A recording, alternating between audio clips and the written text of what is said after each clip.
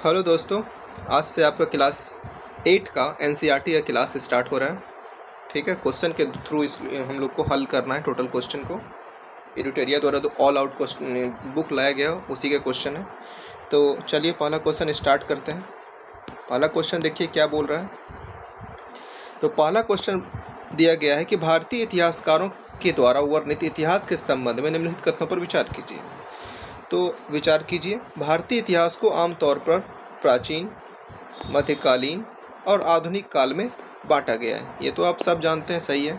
इतिहास को इन खंडों में बांटने की यह समझ कहाँ से आई थी? तो यह पश्चिम से आई थी। कहाँ से आई थी? पश्चिम से आई थी। यह भी सही है, तो आपका दोनों सही है। ठीक है, तो आज के क्वेश्चन में पहले से ही आंसर में टिक लगा हुआ है, तो आप लोग सिर्फ देख के पढ़ते रहिए और रटते रहिए। टोटल क्वेश्चन रटिए, समझना नहीं है, रटना है, रटिए। ठीक है, आइए दूसरा क्वेश्चन। आधुनिक समाज की विशेषताओं को क्या सम्मिलित है? तो आधुनिक समाज की विशेषताओं में क्या सम्मिलित है? इसमें आपका स्वतंत्रता, समानता और लोकतंत्र जो है यह है, और सामंती व्यवस्था नहीं है। तो आधुनिक समाज में विज्ञान, तर्क, लोकतंत्र, मुक्ति और समानता जैसे विचारों को आधुनिकता और विकास का गुण माना जाता है। मध्यकालीन समाज थे जहां आधुनिक समाज की ये विशेषताएं नहीं थीं और सामंतवादी व्यवस्था का संचालन होता था। तो तीसरा क्वेश्चन चलिए। रॉबर्ट क्लाइव ने हिंदुस्तान का नक्शा तैयार करने का काम किसे सौंपा था? तो रॉबर्ट क्लाइव ने हिंदुस्तान का नक्शा तैयार करने का काम किसे सौंपा था? तो जेम्स रेनेले को सौंपा था। जेम्स रेनेले। ठीक है, तो रॉबर्ट क्लाइव ने रेनेल होगा। तो रॉबर्ट क्लाइव ने रेनेल को हिंदुस्तान का नक्शा तैयार करने का काम सौंपा था। भारत पर अंग्रेजों की विजय के समर्थक रेनेल को वर्चस्व स्थापित करने की प्रक्रिया में नक्शे तैयार करने का बहुत महत्वपूर्ण लगता था। तो रॉबर्ट क्लाइव ने हिंदुस्तान का नक्शे तैयार करने का काम किसे सौंपा था? तो जेम्स रेनेल को। 1946 में दिल्ली में हुए पुलिस हड़ताल का मुख्य कारण क्या था? 1946 में दिल्ली में हुए पुलिस हड़ताल का मुख्य कारण क्या था? यह कम वेतन और खराब भोजन। तो आपका ऑप्शन नंबर सी सही है। तो 1946 में दिल्ली में हुए पुलिस हड़ताल का मुख्य कारण क्या था? कम वेतन और खराब भोजन। 1946 में हुए दिल्ली में पुलिस हड़ताल में 2000 से ज़्यादा पुलिस वालों ने अपने कम वेतन और पुलिस लाइन के बावर्ची खाने से आने वाले घटिया भोजन के खिलाफ खाना खाने से इनकार कर दिया। जैसे जैसे वह खबर दूसरी पुलिस थानों तक पहुंची, वैसे वहां भी पुलिस वालों ने खाना खाने से इनकार कर दिया और हड़ताल में उनका समर्थन मिल गया। तो भारतीय नौसेना का विद्रोह कब हुआ था? भारतीय नौसेना विद्रोह इंपॉर्टेंट क्वेश्चन है। ये क्वेश्चन आता है हर बार, आपको हर सेट में दिखेगा। तो भारतीय नौसेना का विद्रोह 1946 में हुआ था। सन 1946 में भारत की औपनिवेशिक सरकार शाही भारतीय नौसेना के जहाज़ों में सिपाहियों की बगावत को कुचलने का प्रयास कर रही थी। उस समय विभिन्न बंदरगाहों से गृह विभाग को जो रिपोर्ट मिल रही थी, उनके कुछ नमूने इस प्रकार हैं। बम्बई इस बात का इंतजाम कर रहा था।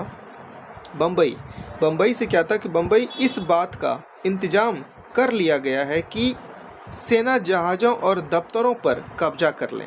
शाही नौसैनिक जहाज अभी भी बंदरगाह से बाहर ही हैं। कराची से क्या था? 301 विद्रोहियों को गिरफ्तार कर लिया गया। कुछ अन्य संदेहास्पद विद्रोहियों भी गिरफ्तार हो गए।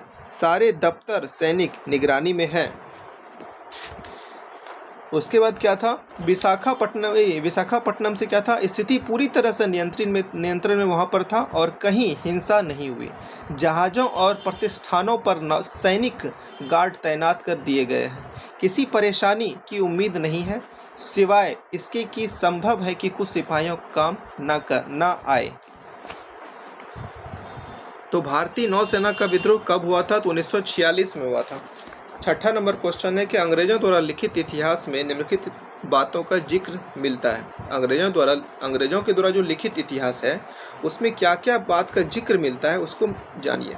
तो पहला है कि गवर्नर जनरल का शासक था। जानते हैं कि गवर्नर जनरल का शासक था। और अंग्रेज अधिकारियों की गतिविधियों तथा नीतियाँ थी।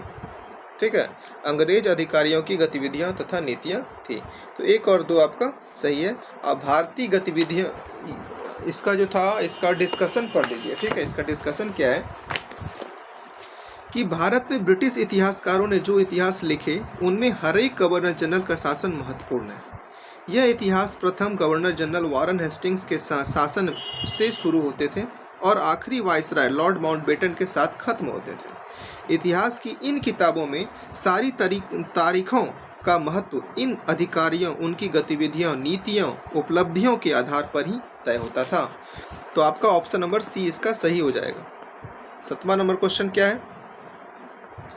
7 नंबर क्वेश्चन आपका, जेम्स मिल द्वारा लिखित इतिहास में निम्नलिखित कथनों पर कौन सा सत्य है? आपको सही कथन चुनना है। ठीक है, तो जेम्स मिल द्वारा लिखित इतिहास में निम्नलिखित में से कौन सत्य है? तो देखिए कौन सा सत्य है। तो इसमें आपका जो है ए हिस्ट्री ऑफ ब्रिटिश इंडिया नामक किताब किसने लिखी है? तो जेम्स मिल के द्वारा नहीं लिखा गया। ये आपका तीनों जो है ना, तीनों आपका गलत है। इनमें से कोई आपका नहीं होगा, इनमें से कोई सही नहीं है। ठीक है, इनमें से आपका कोई सही नहीं है। तो इसका डिस्कशन देख लीजिए। इसका डिस्कशन 1817 में स्कॉटलैंड के अर्थशास्त्री और राजनीतिक दार्शनिक जेम्स मिल ने 3 विशाल खंडों में a history of British India नामक एक किताब लिखी। A history of British India, British भारत का इतिहास नामक किताब लिखी। ठीक है, तो इसमें हम लोग को निम्नलिखित कथन सत्य है, मतलब इसमें हम लोग को क्या चुनना है? असत्य कथन को चुनना है। असत्य कथन को चुनना है। तो जेम्स मिल के द्वारा ए हिस्ट्री ऑफ ब्रिटिश इंडिया ये लिखा गया, ये आपका सही है। इन्होंने धर्म के आधार पर काल का निर्धारण किया था, ये भी सही है। और इन्होंने भारतीयों की भलाई के लिए अंग्रेजी शासन को आवश्यक माना था, ये तीनों आपका सही है। मतलब असत्य कथन बोला जा रहा था, तो तीनों में से कोई असत्य नहीं है। ठीक है, तो आपका कोई भी आंसर नहीं हो जाएगा, तीनों आपका सत्य है। 1946 में गृह विभाग को दी गई रिपोर्टों के अनुसार रॉयल इंडियन नेवी के विद्रोह के बारे में निम्नलिखित कथनों में कौन सा गलत है? अभी आप तुरंत पढ़े थे कि रॉयल इंडियन नेवी विद्रोह कब हुआ था? तो ये 1946 में हुआ था। ठीक है, इसे हमेशा याद रखिएगा। 1946 में गृह विभाग को दी गई रिपोर्टों के अनुसार रॉयल इंडियन नेवी के विद्रोह के बारे में निम्नलिखित कथनों में कौन सा गलत है? गलत कथन को हमको चुनना है। तो बम्बई में सेना द्वारा जहाज़ों और प्रतिष्ठानों का नियंत्रण अपने हाथ में लेने की व्यवस्था की गई थी, ये आपका सही है। कराची में 301 विद्रोही गिरफ्तार थे और कुछ और लोगों की भी गिरफ्तारी होने की आशंका थी, ये भी आपका सही है। विशाखापट्टनम में स्थिति पूरी तरह से नियंत्रण से बाहर हो गई और भारी हिंसा हो गई थी, ये आपका गलत है। ठीक है, ये आपका गलत है। तो और विशाखापट्टनम में कुछ लोगों ने काम करने से इनकार करने की उम्मीद थी, लेकिन आगे किसी और परेशानी की आशंका नहीं थी। तो आपका डी नंबर भी सही है। तो क्वेश्चन आपका क्या था? 1946 में गृह विभाग को दी गई रिपोर्टों के अनुसार रॉयल इंडियन नेवी के विद्रोह के बारे में कौन सा कथन गलत है? तो विशाखापट्टनम में स्थिति पूरी तरह से नियंत्रण से बाहर हो गई थी और भारी हिंसा हुई थी, ये आपका गलत है। 1946 में भारत में औपनिवेशिक सरकार रॉयल इंडियन नेवी के जहाज़ों पर भड़के एक विद्रोह को दबाने की कोशिश कर रही थी। यहाँ उन रिपोर्टों का एक नमूना दिया गया था जो गृह विभाग को अलग अलग डॉकयार्ड से मिली थी। बम्बई से क्या था? सेना द्वारा जहाज़ों और प्रतिष्ठानों का नियंत्रण अपने हाथ में लेने के लिए इंतजाम कर लिए गए और रॉयल इंडियन नेवी के जहाज़ बंदरगाह के बाहर ही रुके हुए हैं। कराची से क्या था? 301 विद्रोही, ये आप जो है ना सॉल्यूशन अदर पहले ही पढ़ चुके हैं, सेम चीज़ है। कराची से क्या था? 301 विद्रोही गिरफ्तार कर लिए गए और कुछ और लोग जिन पर गहरा शक है उन्हें भी गिरफ्तार किया जाना है। सभी प्रतिष्ठान सेना की निगरानी में है। विशाखापट्टनम से क्या था? स्थिति पूरी तरह से नियंत्रण में था। यहाँ पर क्या था? विशाखापट्टनम से स्थिति पूरी तरह से नियंत्रण से बाहर था। यहाँ नियंत्रण से बाहर नहीं था, यह टोटली नियंत्रण में था। ठीक है, तो इस अनुसार ये आपका ऑप्शन नंबर सी आपका गलत है। ठीक है, चलिए आगे बढ़ते हैं। 9 नंबर क्वेश्चन क्या है? तो 9 नंबर क्वेश्चन है कि हुसन विसी क्या है? हुसन विसी क्या है? तो सुंदर लेखन कला, सुंदर लेखन कला को खुसन विसी कहा जाता है। खुसन विसी क्या है? तो सुंदर लेखन कला है। क्या है? खुसन विसी क्या है? सुंदर लेखन कला है।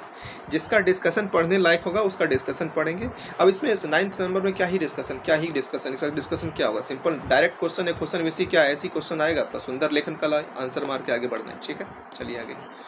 10 नंबर क्वेश्चन क्या है? हिंदुस्तान टाइम्स द्वारा रिपोर्ट की गई दिल्ली में 1946 की पुलिस हड़ताल के संबंध में निम्नलिखित कथनों पर विचार कीजिए।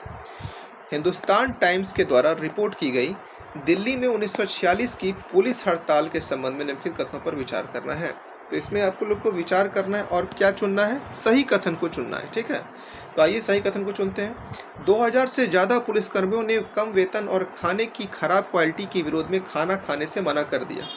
बिल्कुल सही बात है। हड़ताल कर रहे पुलिसकर्मियों ने खासतौर पर पुलिस लाइंस की रसोई से आने वाले खाने का विरोध किया। दोनों सही है।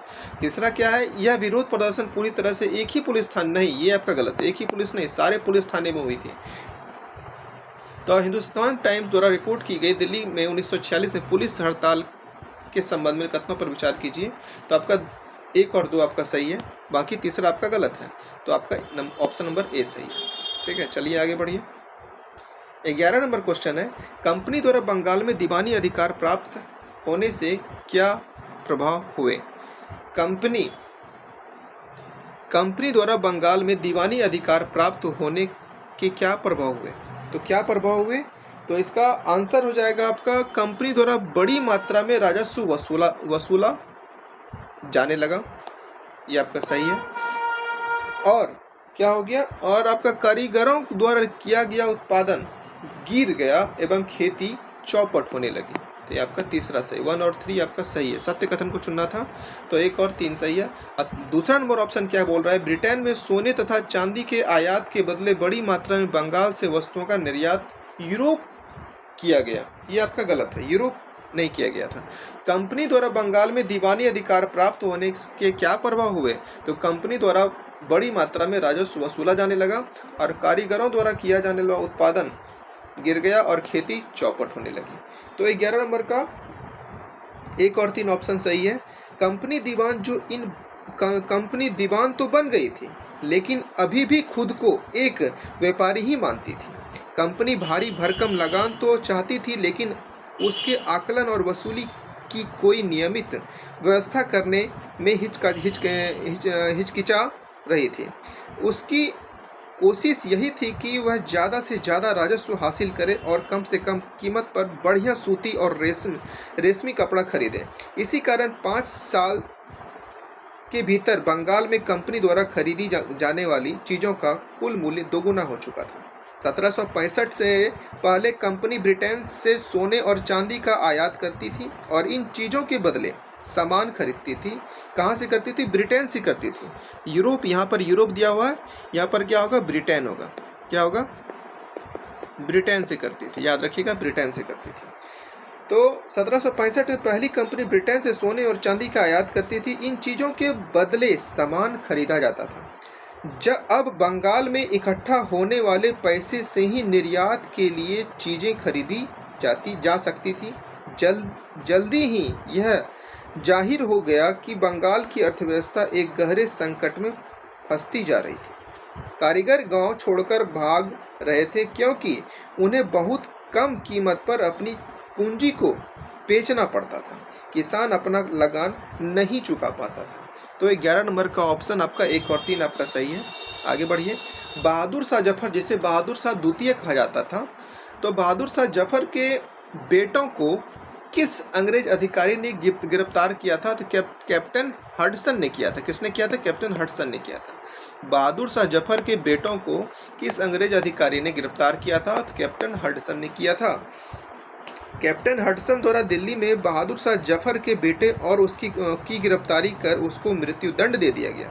सर जॉन निकोलसन ने 20 सितंबर 1857 को दिल्ली पर कब्जा कर लिया। बाद में इसकी भी मृत्यु हो गई। जनरल नील जून 1857 में बनारस और इलाहाबाद का पुनः कब्जा किया। इसका निधन लखनऊ में हो गया, जब तक विद्रोहियों के खिलाफ लड़ाई लड़ रहा था। सर कोलिन कैंपवेल 6 दिसंबर 1857 को कानपुर से विद्रोहियों के खिलाफ लड़ा। ठीक है। तो ये आपका बहादुर शाह जफर के बेटे को किस अंग्रेज अधिकारी ने गिरफ्तार किया था और उसकी मृत्यु करवा दी थी? तो कैप्टन हडसन ने किया था। तो चलिए 13 नंबर ऑप्शन क्वेश्चन क्या बोल रहा है? वाणिज्यिक कंपनियों के बारे में, वाणिज्यिक कंपनियों के बारे में निम्नलिखित कथनों पर विचार करना है और हमको सत्य कथन को चुनना है। ठीक है, तो सत्य कथन को चुनते हैं। आइए, वाणिज्य कंपनियों का मुख्य लक्ष्य प्रतिस्पर्धा से बचकर मुनाफा कमाना था। ठीक है, वाणिज्य कंपनी का मुख्य लक्ष्य क्या था? प्रतिस्पर्धा से बचकर मुनाफा कमाना था। और दूसरा क्या है? यह सस्ती चीजें खरीद कर उन्हें उच्च कीमतों पर बेचती थी। ठीक है, तो आपका 1 और 2 दोनों सही है। आइए तीसरा नंबर 14 नंबर क्वेश्चन चलिए। बंगाल के नवाब और कंपनी के बीच टकराव का मुख्य कारण क्या था? बंगाल के नवाब जो सिराजुद्दौला जी थे और कंपनी के बीच टकराव का मुख्य कारण क्या था? फरमान का दुरुपयोग। फरमान का दुरुपयोग क्या था? फरमान का दुरुपयोग। मुगल बादशाह से फरमान प्राप्त करने के पश्चात कंपनी के अधिकारी केवल कंपनी के ही नहीं बल्कि स्वयं के व्यापार के लिए भी फरमान का इस्तेमाल करते थे, जबकि नवाब का मानना था कि फरमान केवल कंपनी के लिए है। अतः फरमान का मुद्दा बंगाल के नवाब तथा कंपनी के अधिकारियों के बीच टकराव का मुख्य कारण बना। बाद में यह प्लासी के युद्ध में तब्दील हो गया। आप लोग का बताना है कि प्लासी का लड़ाई कब हुआ था। ठीक है, तो बंगाल के नवाब में कंपनी के बीच टकराव का मुख्य कारण क्या था? फरमान का दुरुपयोग। याद रखिएगा। आगे बढ़िए। सिराजुद्दौला के संबंध में कथनों पर विचार कीजिए। सिराजुद्दौला के संबंध में निम्नलिखित कथनों पर विचार कीजिए। 1756 ईस्वी में मुर्शिद कुली खां की मृत्यु के बाद सिराजुद्दौला बंगाल का नवाब बना। कोई दिक्कत नहीं, मतलब ये आपका 1756 में अलावर्दी खां की मृत्यु के बाद सिराजुद्दौला का नवाब बना। मुर्शिद कुली खां की मृत्यु 1727 में हो गई थी। 1756 यहाँ क्या बोला जा रहा है? 1756 ईस्वी में मुर्शिद कुली खां की मृत्यु के बाद, तो 1756 ईस्वी में मुर्शिद कुली खां की मृत्यु नहीं हुई थी। तो मुर्शिद कुली खां की मृत्यु कब हुई थी? 1727 ईस्वी में। कब हुआ था? 1727 ईस्वी में इसकी मृत्यु हुई थी। ठीक है, और कंपनी को सिराजुद्दौला की ताकत से काफ़ी भय था। तो पहला क्वेश्चन आपका गलत है। ठीक है, और सत्य कथन को चुनना है। तो अंग्रेजों और सिराजुद्दौला के बीच राजस्व को लेकर विवाद हो गया। अंग्रेजों और सिराजुद्दौला के बीच राजस्व को लेकर विवाद हो गया, जो आपका सही है। सिराजुद्दौला का रॉबर्ट क्लाइव के साथ 1757 ईस्वी में प्लासी का युद्ध हुआ था। तो 2 और 3 आपका सही है। ठीक है, आगे बढ़िए। तो आपका 2 और 3 ऑप्शन नंबर सी आपका सही है। चलिए आगे। सिराजुद्दौला की हार का सर्वप्रमुख कारण क्या था? तो सिराजुद्दौला के हार का सर्वप्रमुख कारण क्या था? तो ये सेनापति मीर जाफर जाके इसका जो सेनापति मीर जाफर था, इसी ने धोखेबाजी कर दिया था और अंग्रेजों से जाके मिल गया था, जिसके कारण सिराजुद्दौला की हार हो गई थी और वो मारे गए थे। तो सिराजुद्दौला की हार का सर्वप्रमुख कारण क्या था? तो मीर जाफर की धोखेधारी। ठीक है, 1757 ईस्वी में हुई प्लासी की लड़ाई एक धोखे की लड़ाई थी, जिसमें सिराजुद्दौला को उसके सेनापतियों से एक सेनापति मीर जाफर ने धोखा दिया और सिराजुद्दौला युद्ध में हार गया। तो 17 नंबर क्वेश्चन क्या है? प्लासी के युद्ध के पश्चात उत्पन्न परिस्थितियों के संदर्भ में निम्नलिखित कथनों पर विचार कीजिए। प्लासी के युद्ध के पश्चात मतलब प्लासी के युद्ध के बाद उत्पन्न परिस्थितियों के संदर्भ में, मतलब युद्ध होने के बाद क्या क्या परिस्थिति से गुजरना पड़ा था, उसके बारे में कथनों पर विचार कीजिए। तो आइए, पहला क्या है? कंपनी ने बंगाल का प्रशासन नहीं संभाला क्योंकि इसका मुख्य उद्देश्य व्यापार फैलाना था। ये आपका गलत है। प्लासी की जंग इसलिए महत्वपूर्ण मानी जाती है क्योंकि भारत में यह कंपनी की पहली बड़ी जीत थी। प्लासी की जंग के बाद सिराजुद्दौला को मार दिया गया और मीर जाफर बंगाल का नवाब बना। ठीक है, तो इस हिसाब से कंपनी ने बंगाल का प्रशासन नहीं संभाला क्योंकि इसका मुख्य उद्देश्य व्यापार फैलाना था। ये आपका गलत है। ठीक है, सिराजुद्दौला को मार दिया गया और मीर कासिम बंगाल का नवाब बना। ये आपका सही है। कंपनी अभी भी शासन की जिम्मेदारी संभालने को तैयार नहीं थी क्योंकि उसका मूल उद्देश्य व्यापार फैलाना था। ठीक है,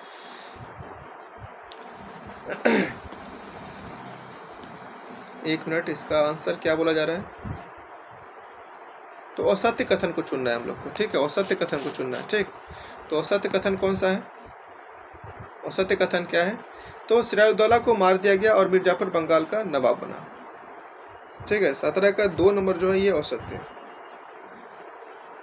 मीर कासिम को नहीं बनाया गया था, मीर जाफ़र को बनाया गया था। किसको बनाया गया था? मीर जाफ़र को। किसको बनाया गया था? मीर जाफ़र को बनाया गया था, याद रखिएगा। तो प्लासी के युद्ध के पश्चात उत्पन्न परिस्थितियों के संदर्भ में निम्नलिखित कथनों पर विचार कीजिए। तो कंपनी ने बंगाल का प्रशासन नहीं संभाला क्योंकि उसका मुख्य उद्देश्य व्यापार फैलाना था। ये आपका सही है, ये आपका सही है। ठीक है। क्वेश्चन के अनुसार ये आपका सही है। ठीक है। क्वेश्चन में असत्य कथन बोला जा रहा है तो ये आपका असत्य है, ये आपका सही है। ठीक है, तो आप देख लीजिएगा।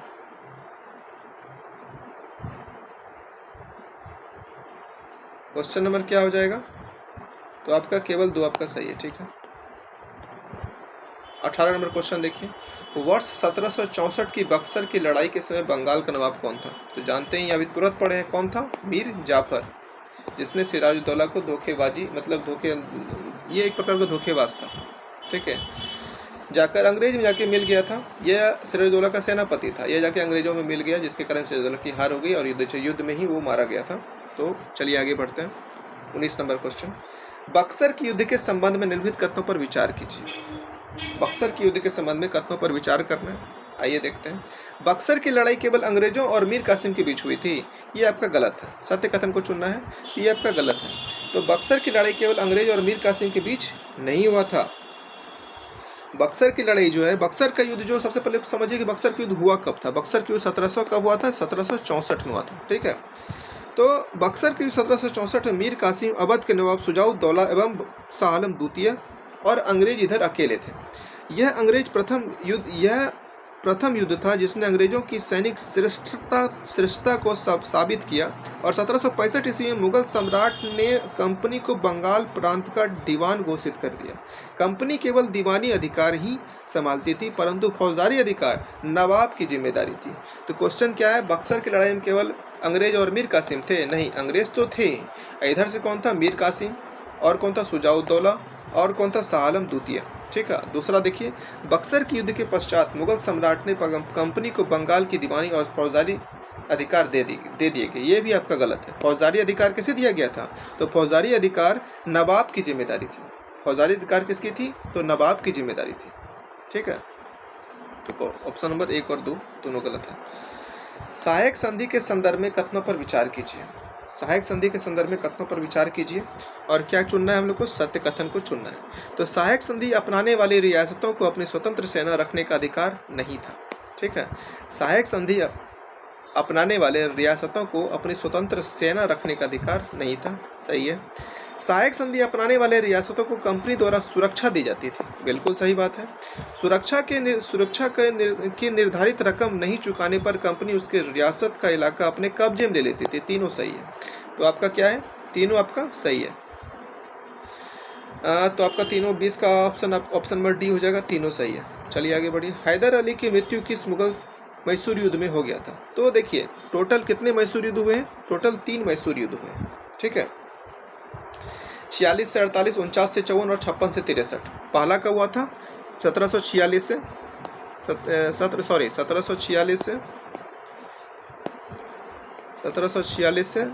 48। दूसरा कब हुआ था? ये हो गया पहला। दूसरा कब हुआ था? 1749 से 54। और तीसरा कब हुआ था? 1756 से 63। ठीक है। जिसमें से दूसरा जो मैसूर युद्ध था, इसमें हैदर अली की मृत्यु हो गई थी। तो दूसरा आंग्ल मैसूर युद्ध जो हुआ था, तो दूसरा आंग्ल मैसूर युद्ध जो होता ना, इसमें आपकी हैदर अली की मृत्यु हो गई थी। क्वेश्चन यही बोला कि हैदर अली की मृत्यु किस आंग्ल मैसूर युद्ध में हुआ था? तो द्वितीय आंग्ल मैसूर युद्ध में हो गया था। ठीक है। चलिए आगे। 22 नंबर क्वेश्चन क्या है? टीपू सुल्तान ने अंग्रेजों के खिलाफ निम्न में से कौन से कदम उठाए? तो टीपू सुल्तान ने अंग्रेजों के खिलाफ निम्न से कौन सा कदम उठाए? तो टीपू सुल्तान, सबसे पहले इसके बारे में जानिए। टीपू सुल्तान अंग्रेजों के साम्राज्यवादी नीति से परिचित होने वाला संभवतः पहला भारतीय शासक था। ठीक है। उसने अंग्रेजों के व्यापार में सेंध डालने के लिए 1785 ईस्वी में अपने रियासतों रियासत पड़ने वाले बंदरगाहों से चंदन की लकड़ी, काली मिर्च और इलायची का निर्यात रोक दिया। सुल्तान ने स्थानीय सौदागरों को भी कंपनी के साथ कारोबार करने से रोक दिया था। टीपू सुल्तान ने भारत में रहने वाले फ्रांसीसी व्यापारियों से घनिष्ठ संबंध विकसित किया और उसकी मदद से अपनी सेना का आधुनिकीकरण किया। तो आपका क्वेश्चन है कि टीपू सुल्तान ने अंग्रेजों के खिलाफ निम्न में से कौन से कदम उठाए। तो 1786 ईस्वी में टीपू सुल्तान ने अपने रियासतों के अंतर्गत पड़ने वाले बंदरगाहों से चंदन की लकड़ी, काली मिर्च और इलायची का निर्यात क्या किया? रोक दिया। बिल्कुल सही बात है, रोक दिया। उसने फ्रांसीसी व्यापारियों के साथ घनिष्ठ संबंध विकसित किए, ये भी आपका बिल्कुल सही है। अब फ्रांसीसियों की मदद से अपनी सेना का आधुनिकीकरण किया, ये आपका सही है। तो 1, 2, 3 आपका सही है। 1799 ईस्वी में टीपू की हार के परिणाम स्वरूप के संबंध में कथनों पर विचार कीजिए। तो 1799 में टीपू की हार के परिणाम के संबंध में कथनों पर विचार करना है। श्रीरंगपट्टनम की रक्षा करते हुए टीपू मारा गया। ठीक है, 23 नंबर का ऑप्शन है कि श्रीरंगपट्टनम की रक्षा करते हुए टीपू सुल्तान मारा गया। बिल्कुल सही बात है। और वोडियार राजवंश के हाथों में मैसूर की सत्ता सौंप दी गई, ये भी आपका बिल्कुल सही है। और मैसूर पर सहायक संधि थोप दी गई, ये आपका भी सही है। मैसूर के साथ अंग्रेजों की 4 बार जंग हुआ था, 1767 से 69, 80 से 84, 90 से 92, 1799। श्रीरंगपट्टनम की आखिरी जंग में कंपनी को सफलता मिली। अपनी राजधानी की रक्षा करते हुए टीपू सुल्तान ने 4 मई 1799 ईस्वी को मारा गया बेचारा, और मैसूर का राजकाज पुराने वोडियार राजवंश के हाथों में सौंप दिया गया। इसके साथ ही मैसूर पर सहायक संधि भी थोप दिया गया। तो आप इस प्रकार आपका 23 का 1, 2, 3 आपका तीनों आंसर आपका सही है। ठीक है, ऑप्शन नंबर डी आपका सही है।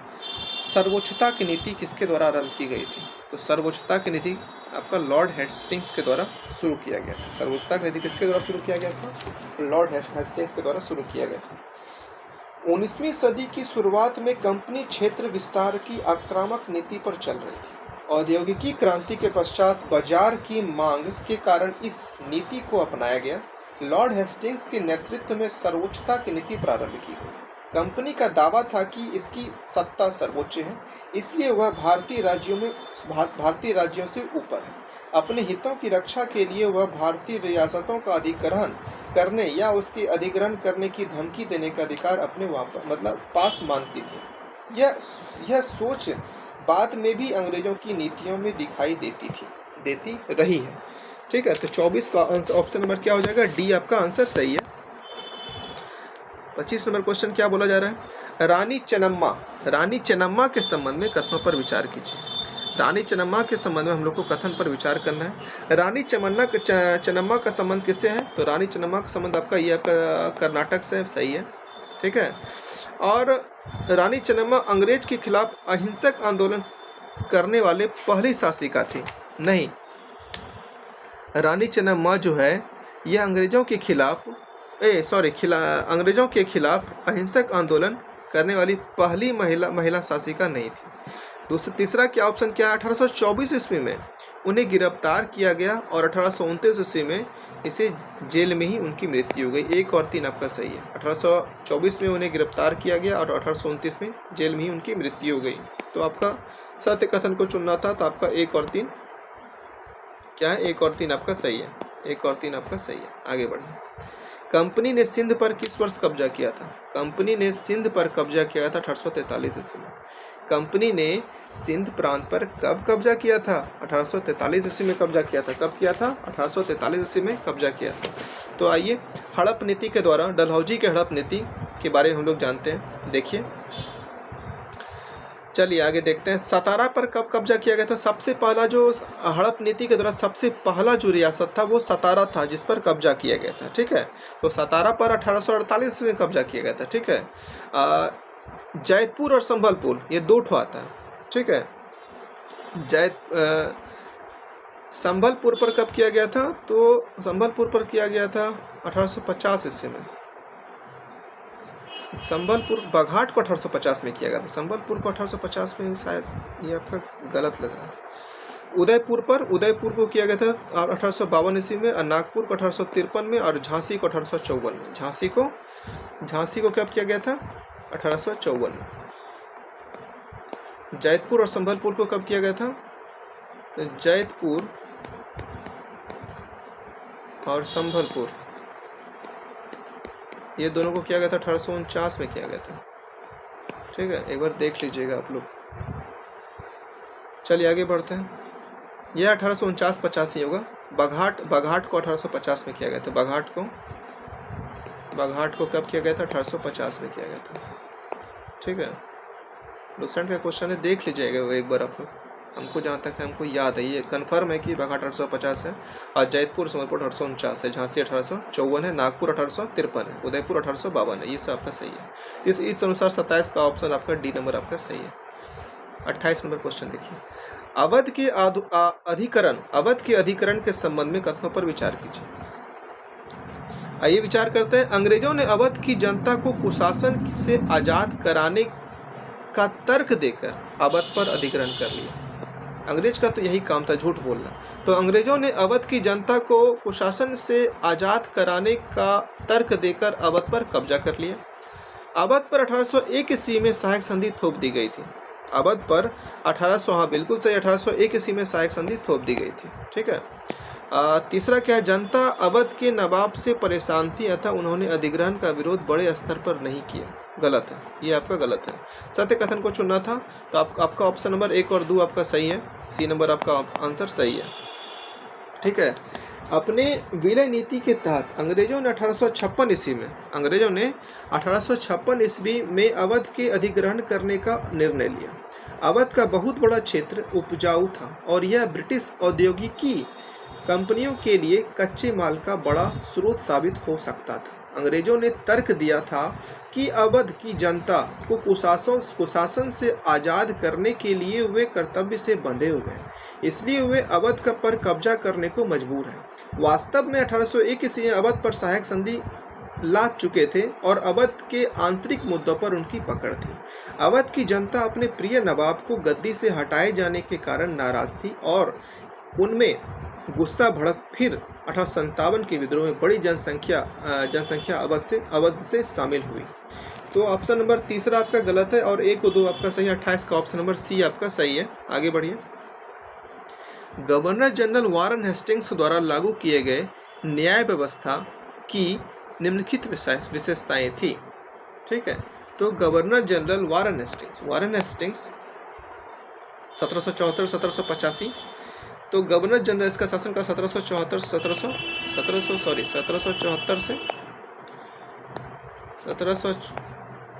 से 1785 तक इसका शासनकाल रहा था वारन हेस्टिंग्स का। ठीक है। तो गवर्नर जनरल वारन हेस्टिंग्स द्वारा लागू किए गए न्याय व्यवस्था की निम्नलिखित विशेषताएं थी। क्या क्या विशेषताएं थी? तो इसका हम लोग को सत्य चुनना है, को सत्य चुनना है, पहले ये देख लेना है। ठीक है। तो हम लोग को सत्य कथन को चुनना है। ठीक है। चलिए आइए अब देखते हैं क्वेश्चन।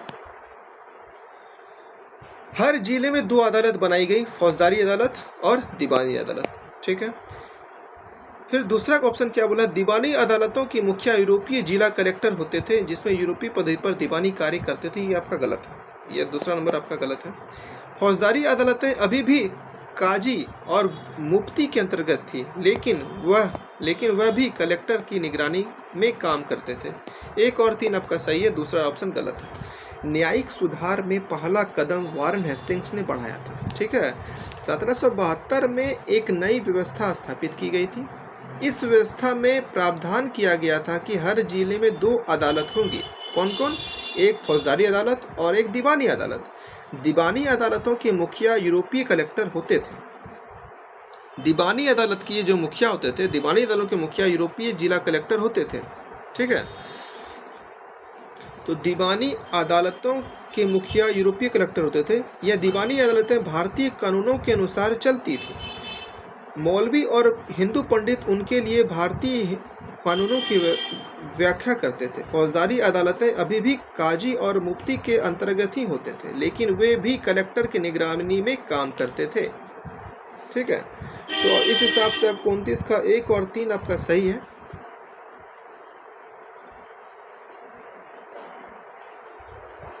एक और 3 आपका सही है। चलिए आगे बढ़ते हैं। वारेन हेस्टिंग्स पर कितने इंग्लैंड ने महाभियोग लगाया था? तो एडमंड बर्क। इस पर वारेन हेस्टिंग्स पर किसने महाभियोग लगाया था? किसने लगाया था? तो एडमंड बर्क ने लगाया था। ठीक है, और क्यों लगाया था? तो इसने बंगाल के सही ढंग से ना चलने का आरोप जड़ गया था। मतलब वारेन हेस्टिंग्स 1785 में जब इंग्लैंड वापस लौट रहा था तो एडमंड ने लौटता तो एडमंड बर्क ने उस पर महाभियोग लगा दिया। ठीक है, और इस आरोप के चलते वारेन हेस्टिंग्स ब्रिटिश संसद में महाभियोग का मुकदमा चला गया और 7 साल तक चला था। ऐसा निश्चित ही संसद द्वारा कंपनी पर और पकड़ बनाने के लिए किया गया होगा। चलिए, और वीडियो बहुत बड़ा बन जाएगा और डिस्कशन पर थोड़ा कम ध्यान देके ऑप्शन को हल करते हुए निकलते हैं। ईस्ट इंडिया कंपनी को इंग्लैंड द्वारा व्यापारिक अधिकार क्यों दिया गया? ईस्ट इंडिया कंपनी को इंग्लैंड का व्यापारिक अधिकार क्यों दिया गया था? तो ये दिया गया था कि वे नए बाजार की तलाश कर सस्ती कीमत पर चीज़ें खरीद कर उन्हें यूरोप में ऊंची कीमत पर बेच सकती थी। ये आपका दूसरा नंबर जो है ये आपका सत्य है। ऑप्शन ए आपका गलत है। तो ऑप्शन 2 नंबर आपका सही है। 32 नंबर क्वेश्चन है कि 16वीं और 17वीं शताब्दी में यूरोपीय कंपनियों द्वारा भारत से आयात की जाने वाली वस्तुएं क्या थी? तो सूती कपड़ा था। क्या क्या था? सूती कपड़ा था, काली मिर्च थी और रेशम था। ठीक है, सूती कपड़ा, काली मिर्च और रेशम, ये 3 चीज़ था। तो option number D, option number B आपका सही है। फैक्टर किसे कहा जाता है? व्यापारियों को। फैक्टर किसे कहा जाता है? तो व्यापारियों को फैक्टर कहा जाता है। किसके कहा जाता है? व्यापारियों को फैक्टर कहा जाता है। पहली देखिए इसमें क्या था कि पहली इंग्लिश फैक्ट्री 1651 ईस्वी में हुगली नदी के किनारे शुरू हुई। कंपनी के व्यापारी यहीं से अपना काम चलाते थे और इन व्यापारियों को उस समय फैक्टर कहा जाता था। इस फैक्टर में वेयर हाउस तथा जहां निर्यात होने वाली चीज़ों को जमा किया जाता था, यहीं पर उसके दफ्तर थे जिनमें कंपनी के अफसर बैठते थे। तो फैक्टर किसे कहा जाता था? व्यापारियों को। ठीक है, रॉबर्ट क्लाइव के बारे में कथनों पर विचार करना है। तो उसने कंपनी ने अपने पहले कार्यकाल के दौरान भ्रष्टाचार कम करने के लिए भेजा गया था। रॉबर्ट क्लाइव को कंपनी ने अपने पहले कार्यकाल के दौरान भ्रष्टाचार कम करने के लिए भेजा था। ठीक है, तो ये आपका जो है, तो ये हमको पहले सत्य कथन को चुनना है। ठीक है, तो भ्रष्टाचार कम करने के लिए नहीं भेजा था। ठीक है, रॉबर्ट क्लाइव ने भारत में बेहिसाब दौलत जमा कर ली थी। 1743 ईस्वी में जब वह इंग्लैंड से मद्रास आया था तो उसकी उम्र 18 साल थी। 1767 ईस्वी में जब वह 2 बार गवर्नर बनने के बाद हमेशा के लिए भारत से रवाना हुआ तो यहाँ उसकी दौलत 40,01,102 पाउंड के बराबर थी। दिलचस्प बात यह है कि गवर्नर के अपने दूसरे कार्यकाल में उसे कंपनी के भीतर फैले भ्रष्टाचार को खत्म करने का काम सौंपा गया, लेकिन 1772 से ब्रिटिश संसद ने उसे खुद भ्रष्टाचार के आरोपों पर अपनी सफाई देनी पड़ी। सरकार को उसकी आकूत संपत्ति के स्रोत संदेहास्पद लग रहे थे। उसे भ्रष्टाचार आरोपों से बरी तो कर दिया, लेकिन 1774 ईस्वी में उसने आत्महत्या की। किसने? रॉबर्ट क्लाइव ने।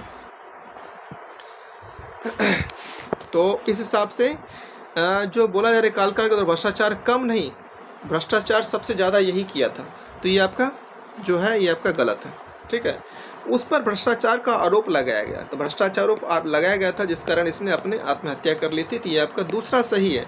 और उसने सर्वोच्चता की नीति के तहत नवाब को हराकर बंगाल के राजस्व पर कब्जा कर लिया, ये आपका गलत है। तो आपका 34 का ऑप्शन नंबर ए आपका सही है, केवल 2 आपका सही है। मिलान है। आइए देखते हैं। बंगाल देखिए एक स्थान था और निर्यात की जाने वाली वस्तु, किस स्थान से कौन सी चीज़ों का निर्यात होता था उसके बारे में हम लोग को जानना है।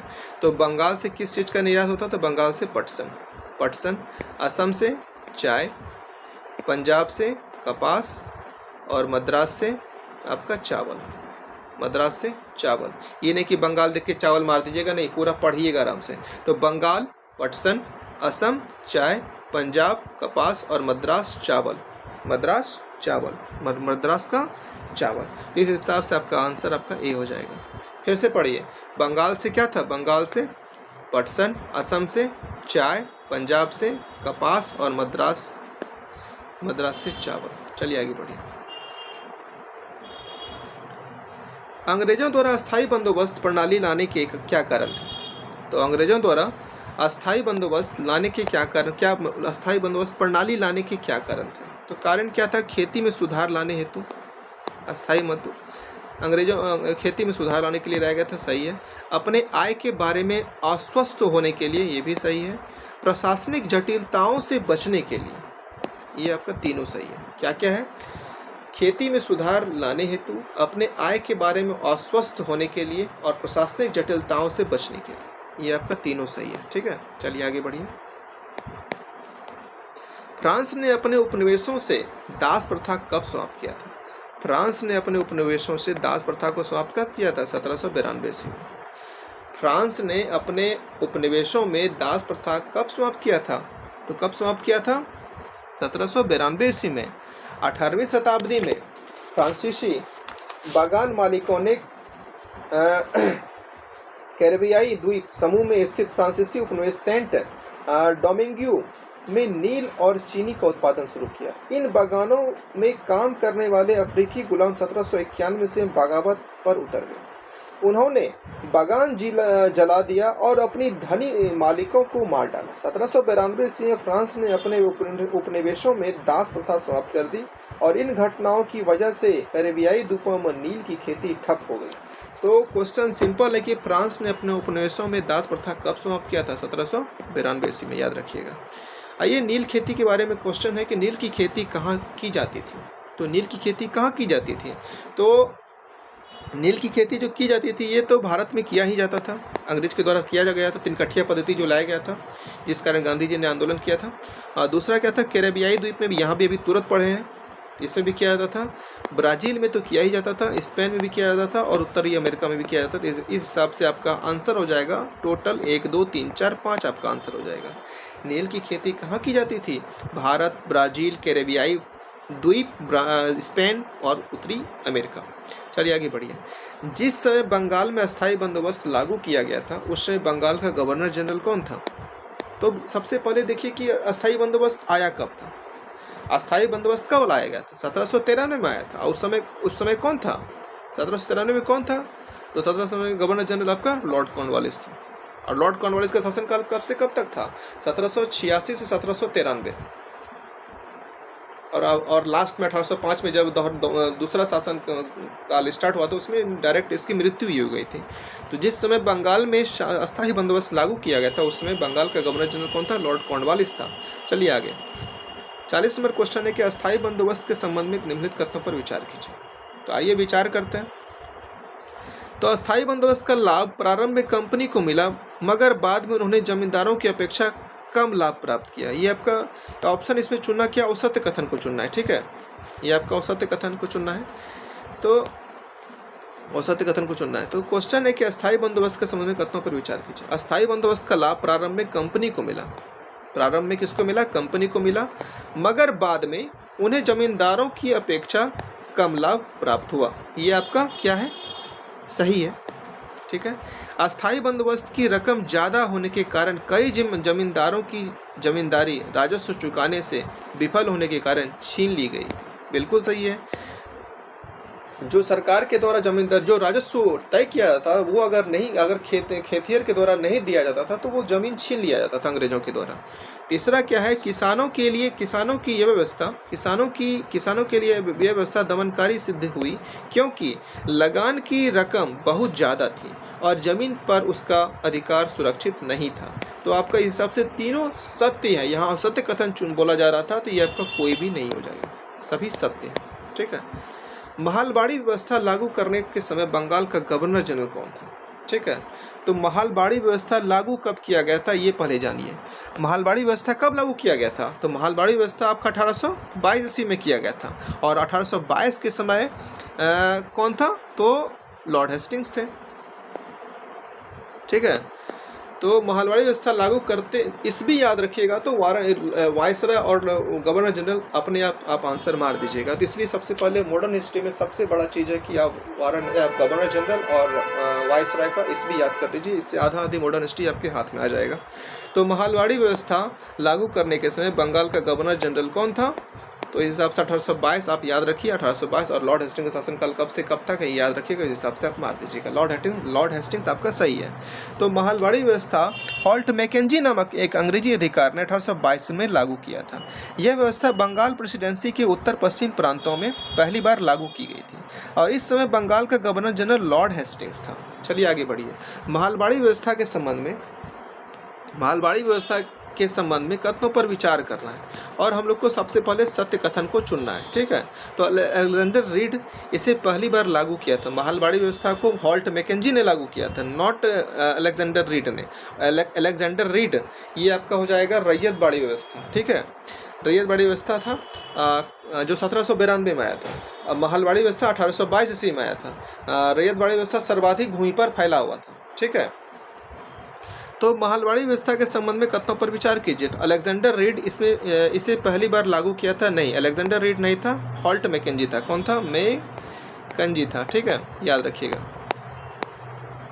यह व्यवस्था महल जो गांव का समूह होता था उससे ही की जाती थी। ये आपका 2 नंबर आपका बिल्कुल सही है। क्या था यह व्यवस्था? यह व्यवस्था जो था यह व्यवस्था महल जो गांव का समूह होता था उससे की जाती थी। 2 नंबर आपका सही है। भू राजस्व की रकम निश्चित रूप से तय कर दी जाती थी, जिसको चुकता करने की जिम्मेदारी सामूहिक रूप से महल की होती थी। ये आपका गलत है। ठीक है। तो ऑप्शन नंबर 2 आपका सिर्फ सही है। ठीक है, ऑप्शन नंबर 2 आपका सही है। तो रैयतबाड़ी व्यवस्था क्या था? रैयतबाड़ी व्यवस्था जिसे मुनरो व्यवस्था भी कहा जाता है, जिसने कहा है कि इसको लागू किया था हेक्टर मुनरो और कैप्टन रीड के द्वारा इसे लागू किया गया था। सबसे पहले कैप्टन अलेक्जेंडर रीड के द्वारा टीपू सुल्तान से जीते हुए इलाकों में आजमा कर देखा गया था। बाद में थॉमस मुनरो ने इस व्यवस्था को विकसित किया, और धीरे धीरे पूरे दक्षिण भारत में यही व्यवस्था लागू कर दी गई। रीड और कैप्टन मुनरो को लगता था कि दक्षिण में परंपरागत जमींदारी नहीं थे, इसलिए उनका तर्क था कि यह व्यवस्था सीधे किसानों अर्थात रैयतों से की जाए, अर्थात राजस्व का आकलन करने से पूर्व सावधानी से अलग से सर्वेक्षण किया जाना चाहिए था। रैयतबाड़ी व्यवस्था ये किसानों के लिए बोले, किसानों के लिए सबसे अच्छा कौन सा था? तो रैयतबाड़ी व्यवस्था सबसे अच्छा था, क्योंकि बीच में बिचौलिया नहीं रहता था। डायरेक्ट सरकार और किसान के बीच कोई बिचौलिया नहीं रहता, डायरेक्ट एक दूसरे से होता था।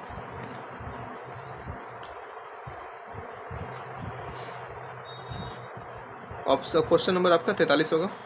रैयतबाड़ी व्यवस्था के संबंध में कथनों पर विचार किए। सबसे पहले कैप्टन अलेक्जेंडर रीड ने इस व्यवस्था को लागू किया था। अभी पढ़े हैं तुरंत, तो आपका पहला आपका सही है। भू राजस्व वसूलने की व्यवस्था किसी संस्था या जमींदारों से ना करके सीधे रैयतों से किया गया था। 1 और 2 आपका सही है। ठीक है, 1 और 2 आपका सही है। चलिए आगे बढ़िए।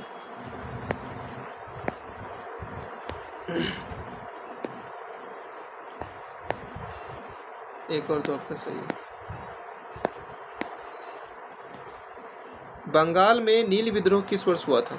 ये सब क्वेश्चन अच्छा क्वेश्चन है, और ये सब क्वेश्चन लोग भूलता है एग्जाम हॉल में।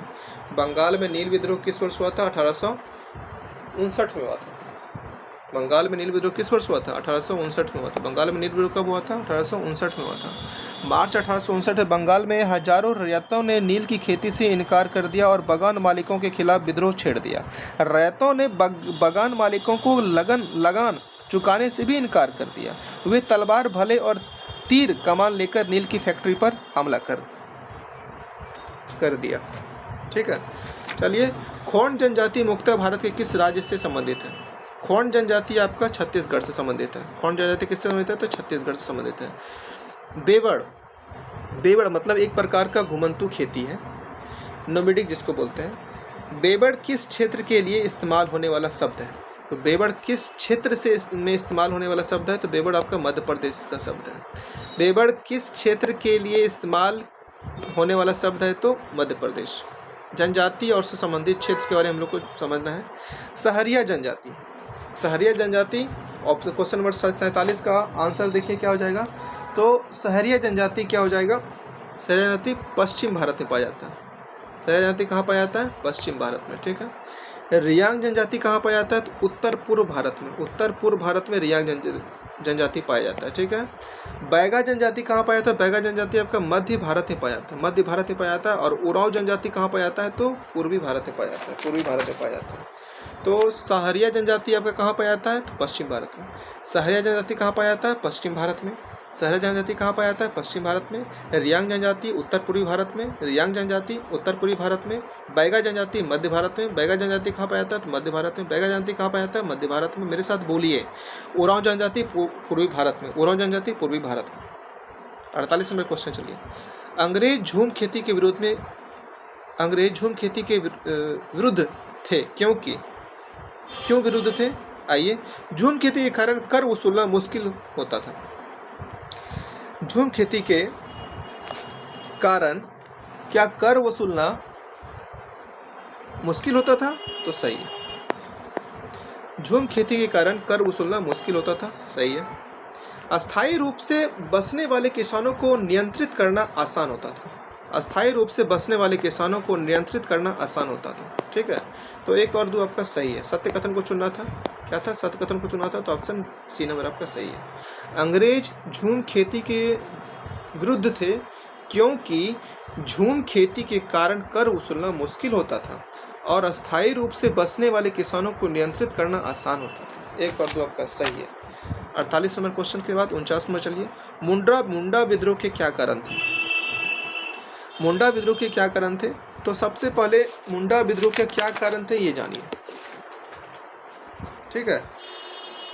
मुंडा विद्रोह के कारण क्या था? 1895 से बिरसा ने अपने अनुयायियों से आह्वान किया कि वे अपने गौरवपूर्ण अतीत को पुनर्जीवित करने के लिए संकल्प लें।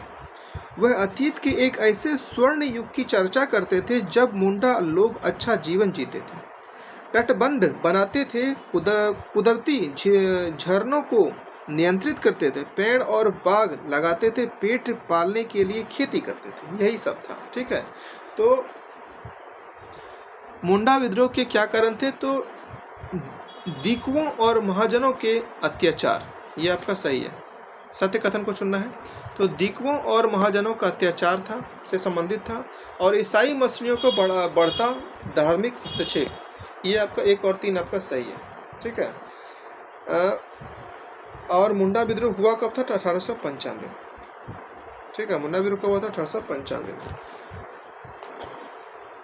तो ऑप्शन नंबर 1 और 3 आपका सही है, तो बी आपका आंसर है। मुंडा विद्रोह के क्या कारण थे? तो दीकुओं और महाजनों के अत्याचार और ईसाई मसीहियों का बढ़ता धार्मिक हस्तक्षेप।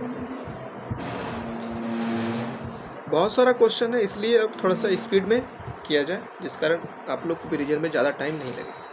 इनमें से कौन सा आदिवासी समूह पशुपालक नहीं थे? तो कौन सा आदिवासी समूह पशुपालक नहीं थे? तो बैगा नहीं थे। कौन सा आदिवासी समूह पशुपालक नहीं थे? तो बैगा नहीं थे। औपनिवेशिक शासन से आदिवासियों के जीवन पर निम्नलिखित क्या असर पड़े थे? तो औपनिवेशिक शासन से आदिवासियों के जीवन पर क्या असर पड़े थे? तो आपका हो जाएगा, घुमंतू काश्तकारों को एक स्थान से दूसरे स्थान के बाध्य करने का प्रयास किया जाने लगा। घुमंतू काश्तकारों को एक स्थान पर रहने के लिए बाध्य करने का प्रयास किया जाने लगा। तो ऑप्शन नंबर बी आपका सही है। तो सत्य कथन को चुनना था। तो औपनिवेशिक शासन में आदिवासियों के जीवन पर निम्नलिखित में से क्या असर पड़े थे? तो घुमंतू काश्तकारों को एक स्थान पर रहने के लिए बाध्य करने का प्रयास किया जाने लगा था। 52 नंबर क्वेश्चन है, आदिवासी विद्रोह तथा उनसे गठित होने वाले वर्ष का मिलान करें। संथाल विद्रोह कब हुआ था? संथाल विद्रोह 1855 में हुआ था। कोल विद्रोह कब हुआ था? 1831 में हुआ था। बरली विद्रोह कब हुआ था? तो 1940 में हुआ था। और बस्तर विद्रोह कब हुआ था? 1910 में हुआ था। 1910 में हुआ था, ठीक है। संथाल विद्रोह कब हुआ था? बोलिए मेरे साथ, हम 3-4 बार बोल रहे हैं तो हमको याद है, आप लोग को रटाने के लिए बोल रहे हैं। तो संथाल विद्रोह 1855 में हुआ था, कोल विद्रोह 1831 में हुआ था, बरली विद्रोह 1940 में हुआ था और बस्तर विद्रोह 1910 में हुआ था। तो बरली विद्रोह और बस्तर विद्रोह ये देख लीजिएगा, संथाल और कोल विद्रोह आप लोग को याद होगा। तो बरली विद्रोह 1940 में और बस्तर विद्रोह 1910 में, ठीक है। और जो याद नहीं रहे उसे कॉपी में छोटा सा नोट्स बना के लिखिए, अब बाद में उसको पढ़ के एग्जाम टाइम में उसको पढ़ के एग्जाम दीजिए। बिरसा मुंडा के संदर्भ में कथनों पर विचार कीजिए। बिरसा मुंडा समाज में सुधार के पक्षधर थे। बिरसा मुंडा समाज में सुधार के पक्षधर थे। वे एक स्थान पर टिककर खेती करने, समूह में रहने और मदिरा पान से युवाओं को दूर रहने की सलाह देते थे, ठीक है। बिरसा मुंडा समाज में सुधार के पक्षधर थे। वे एक स्थान पर टिककर खेती करने, समूह में रहने और मदिरा पान जो खाते पीते थे उसे ना करने का आदेश देते थे। वे जनेऊ धारण करते थे और शुद्धता व दया पर जोर देते थे, ठीक है। तो एक और दो आपका सही है। सिपाहियों की अंग्रेजों के प्रति नाराजगी का क्या कारण था? वे अपने वेतन, भत्तों और सेवा शर्तों के कारण परेशान रहते थे, ठीक है। क्योंकि समय समय पर उसे वेतन भत्ते नहीं दिए जाते थे और कभी कभी दिए भी नहीं जाते थे, जिस कारण वे लोग परेशान रहते, सिपाही लोग परेशान रहते थे। और किसानों से भारी भरकम कर वसूला जाता था, चाहे आपका बिजनेस हो या बिजनेस मीन्स मतलब चाहे आपका खेती फसल अच्छा हुआ या ना हुआ, लेकिन उसको कर जाना चाहिए था, जिस कारण ये लोग परेशान रहते थे। तो 1 और 3 आपका सही, ऑप्शन ए नंबर आपका सही है। माझा प्रवास नामक पुस्तक किसने लिखी है? तो माझा प्रवास नामक पुस्तक किसने लिखी है? तो विष्णु भट्ट गोडसे ने लिखा है। किसने लिखा है? विष्णु भट्ट गोडसे ने लिखा, ऑप्शन नंबर ए। माझा प्रवास नामक पुस्तक किसने लिखी है? विष्णु भट्ट गोडसे ने लिखा है। 1857 के सिपाही विद्रोह के संबंध में कथनों पर विचार कीजिए। तो सबसे पहले ये याद कीजिए कि सिपाही विद्रोह हुआ कब था? तो 1857 में हुआ था, ठीक है। तो 10 मई 1857 को यह विद्रोह मेरठ में मंगल पांडे के फांसी के विरोध में प्रारंभ हुआ था। 56 नंबर का आंसर जो है ये आपका गलत है। 10 मई 1857 को यह विद्रोह मेरठ में मंगल पांडे के फांसी के विरोध में प्रारंभ हुआ था। तो इसका सबसे पहले देखिए बोला क्या जा रहा है, तो सत्य कथन को चुनना है, ठीक है। सत्य कथन को चुनना है, तो आइए सत्य कथन को चुनते हैं। तो 1857 में सिपाही विद्रोह के संबंध में कथनों पर विचार कीजिए। तो 10 मई 1857 को विद्रोह मेरठ में मंगल पांडे के फांसी के विरोध में नहीं हुआ था, ठीक है। ये आपका हुआ था 8 अप्रैल 1857 को युवा सिपाही मंगल पांडे को बैरकपुर में अपने अफसरों पर हमला करने के आरोप में फांसी पर लटका दिया गया था।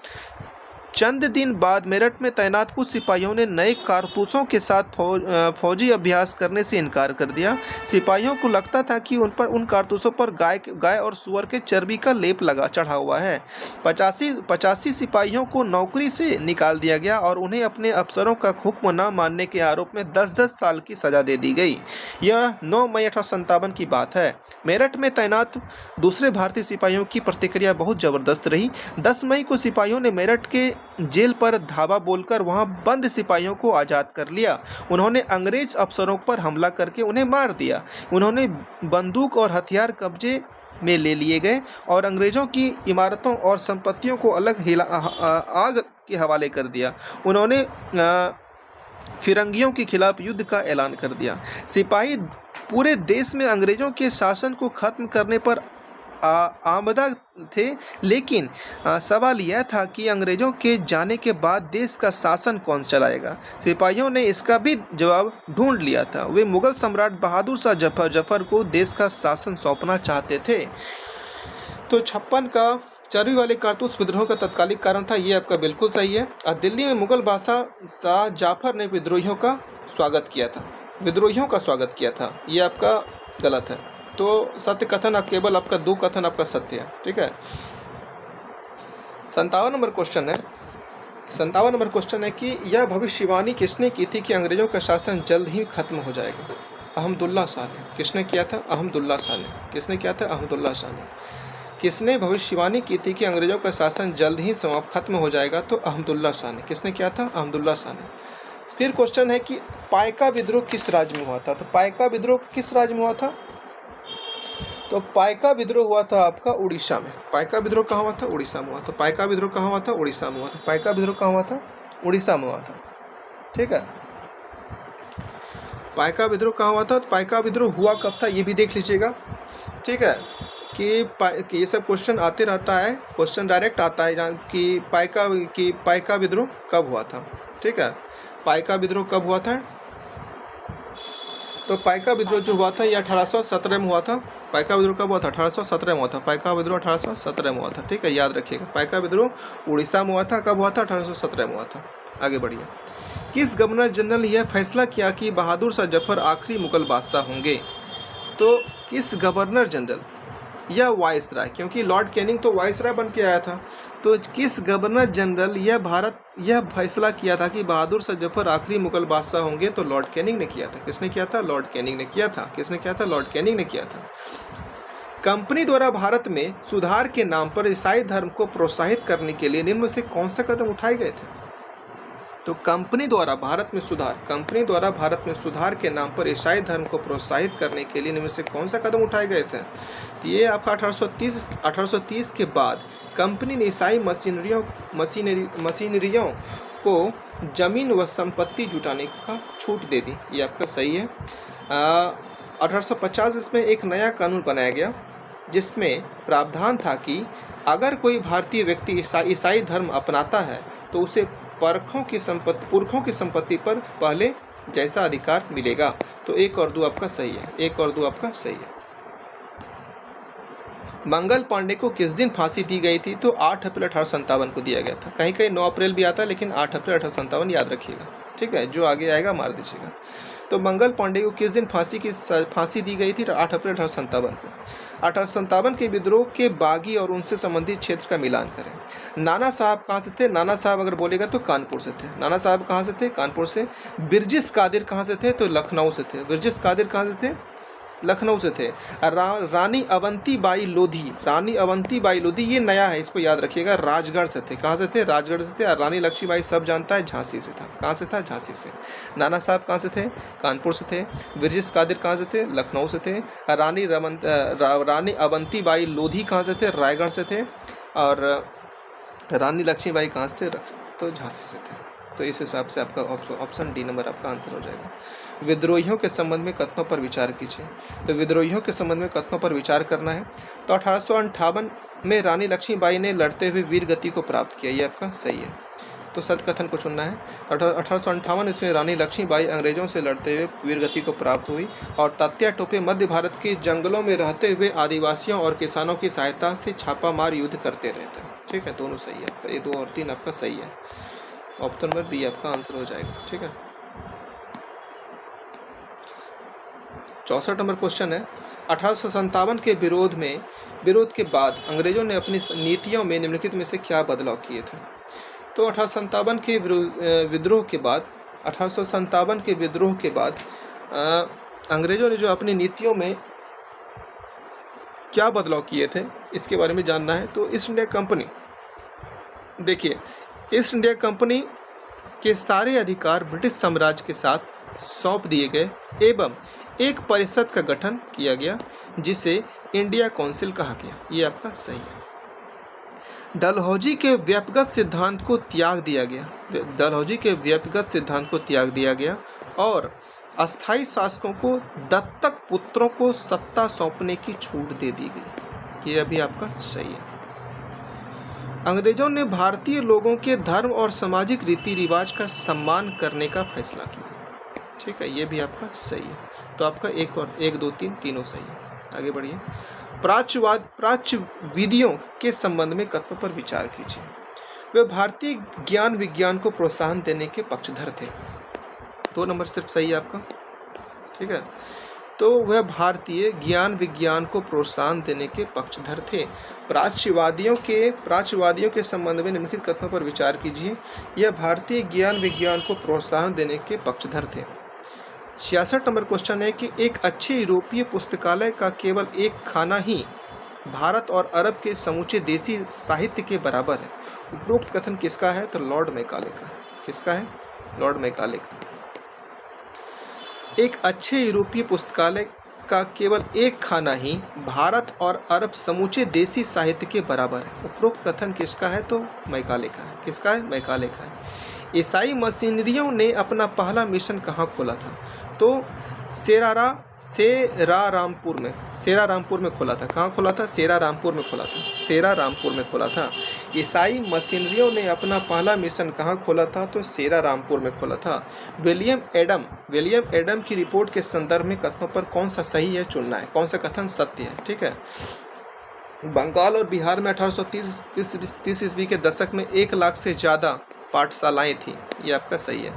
बंगाल और बिहार में 1830 ईस्वी में के दशक में 1 लाख से ज़्यादा पाठशालाएं थी और इस स्थानीय विद्यालयों में बहुत कम फीस निर्धारित की गई थी। 1 और 2 दोनों से ये सॉरी, आपका जो है बी नंबर आपका गलत है। ठीक है, बी नंबर आपका गलत है। कम फीस पे नहीं पढ़ाई होता था, ज़्यादा ही लिया जाता था। ठीक है, तो आगे बढ़िए। 69 क्वेश्चन है कि रविन्द्रनाथ टैगोर द्वारा शांति निकेतन की स्थापना किस वर्ष किया गया था? शांति निकेतन की स्थापना 1921 ईस्वी में। इससे 2 क्वेश्चन बन रहा है कि शांति निकेतन का स्थापना किया किसने था? तो रविन्द्रनाथ टैगोर ने किया था। और कब किया गया था? तो 1901 ईस्वी में किया गया था। कब किया गया था? तो 1901 ईस्वी में किया गया था। ठीक है, आगे बढ़िए। एशियाटिक सोसाइटी ऑफ बंगाल की स्थापना किसने किया था? तो सर विलियम जोन्स ने किया था। एशियाटिक सोसाइटी ऑफ बंगाल की स्थापना किसने किया था? तो सर विलियम जोन्स ने किया था। 1783-84 में किया था, याद रखिएगा। 1700 कहीं 1783 देता है, कहीं 1784 देता है, तो दोनों याद रखिएगा, कोई दोनों में से एक ही देगा ऑप्शन में। ठीक है, तो एशियाटिक सोसाइटी ऑफ बंगाल की स्थापना किसने की थी? William Jones. यह भी पूछा जाता है कि किसके समय हुआ था, किस गवर्नर जनरल के शासनकाल में हुआ था? तो वारन हेस्टिंग्स के शासनकाल में हुआ था, क्योंकि वारन हेस्टिंग्स का शासनकाल कब से कब तक था? 72 से 85 तक था, मतलब 74 से 85 तक था। ठीक है,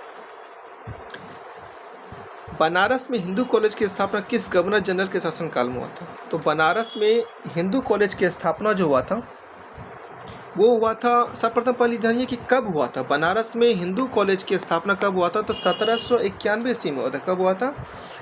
बनारस में हिंदू कॉलेज की स्थापना 1791 ईस्वी में हुआ था। ठीक है, 1791 ईस्वी में हुआ था। यह लॉर्ड कॉर्नवालिस के शासनकाल में हुआ था। कब हुआ था? लॉर्ड कॉर्नवालिस के शासनकाल में। काहे के कॉर्नवालिस का शासनकाल कब से कब तक था? 1786 से 1793। इसका शासनकाल कब से कब तक था? 1786 से 1793। लास्ट में 1 साल के लिए आता है, जो 1805 में इसकी मृत्यु ही हो जाती है। ठीक है, मृत्यु हो जाती है। चलिए आगे, 71 नंबर के बाद 72 नंबर पर चलते हैं। मैकाले ने मिनट्स के आधार पर किस वर्ष अंग्रेजी शिक्षा का अधिनियम पारित किया था? 1835 का अधिनियम था। मैकाले ने मिनट्स के आधार पर किस वर्ष अंग्रेजी शिक्षा का अधिनियम पारित किया था? 1835। याद रखिए, कब किया था? 1835 में। कब किया था? 1835 ईस्वी में। ठीक है, 1773 नंबर क्वेश्चन है कि 1854 ईस्वी में वुड्स डिस्पैच के संबंध में कथनों पर विचार कीजिए। वुड डिस्पैच के बारे में हम लोग को जानना है। चलिए पढ़ते हैं कौन सा इसमें सत्य कथन को चुनना है। ठीक है, वुड डिस्पैच की नीति पत्र में यूरोपीय शिक्षा से भारतीयों के नैतिक चरित्र उत्थान का तर्क दिया गया। ठीक है, फिर पढ़िए। वुड डिस्पैच की नीति पत्र में यूरोपीय शिक्षा से भारतीयों के नैतिक चरित्र उत्थान का तर्क दिया गया। सही है। वुड डिस्पैच नीति पत्र के आधार पर 1854 ईस्वी में सरकारी विभाग का गठन किया गया, ताकि शिक्षा संबंधी सभी मामलों पर सरकार का नियंत्रण किया जा सके। ये भी आपका सही है।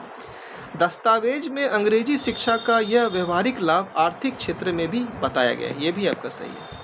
तो इस हिसाब से 1, 2, 3 आपका तीनों सही है। ठीक है, आगे बढ़िए। महात्मा गांधी के शिक्षा संबंधी विचारों के संबंध में कथनों पर विचार कीजिए।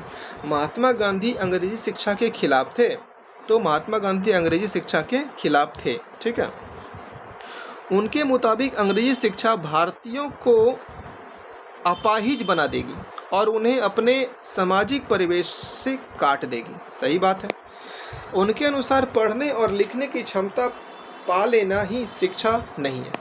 ठीक है, उनके अनुसार पढ़ने और लिखने की क्षमता पा लेना ही शिक्षा नहीं है। तो ये आपका 1, 2, 3 आपका तीनों सही। डी नंबर आपका सही है। ठीक है, आगे बढ़िए। टैगोर के शिक्षा संबंधी विचारों के संबंध में कथनों पर विचार कीजिए।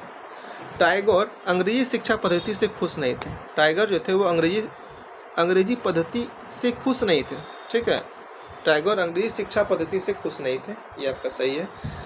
और उनके अनुसार सृजनात्मक शिक्षा केवल प्राकृतिक परिवेश में ही प्रोत्साहित किया जा सकता है, ये आपका सही है। टैगोर आधुनिक पश्चिमी सभ्यता और भारतीय परंपरा के श्रेष्ठ तत्वों का सम्मिश्रण चाहते थे, ये आपका 1 2 3 आपका सही है, तीनों आपका सही है। कौन है? तीनों आपका सही है। चलिए आगे।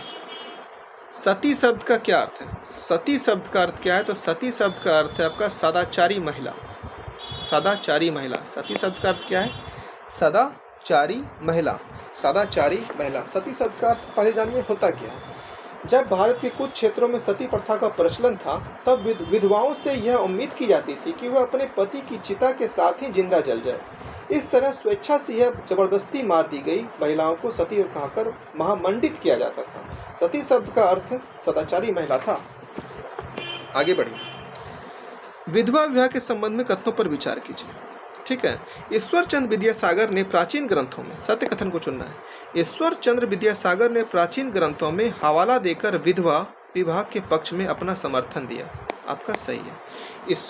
ईश्वर चंद्र विद्यासागर ने प्राचीन ग्रंथों का हवाला देकर विधवा विवाह के पक्ष में अपना समर्थन दिया, बिल्कुल सही है।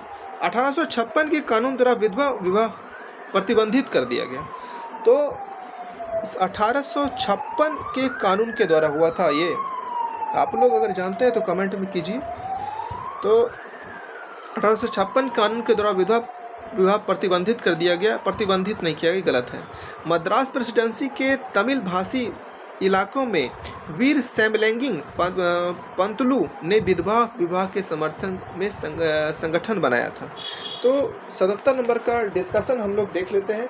प्रसिद्ध सुधारक ईश्वर चंद्र विद्यासागर ने भी विधवा विवाह के पक्ष में प्राचीन ग्रंथों का ही हवाला दिया था। अंग्रेज सरकार ने उनका यह सुझाव मान लिया कि 1856 में विधवा विवाह के पक्ष में एक कानून पारित किया गया जो विधवाओं के विवाह का एक विरोध करते थे। उन्होंने विद्यासागर का भी विरोध किया और यहाँ तक कि उनका बहिष्कार कर दिया। 19वीं सदी के उत्तरार्ध तक विधवा विवाह के पक्ष में चलाया जा रहा आंदोलन देश के अन्य भागों में भी फैल गया। मद्रास प्रेसिडेंसी के तेलुगु भाषी इलाकों में वीरे सिंगलिंगम पंतलू ने विधवा विवाह के समर्थन में एक संगठन बनाया था। लगभग उसी समय बंबई में युवा बुद्धिजीवियों और सुधारकों के में भी विधवा विवाह के प्रचार प्रसार का संकल्प लिया गया।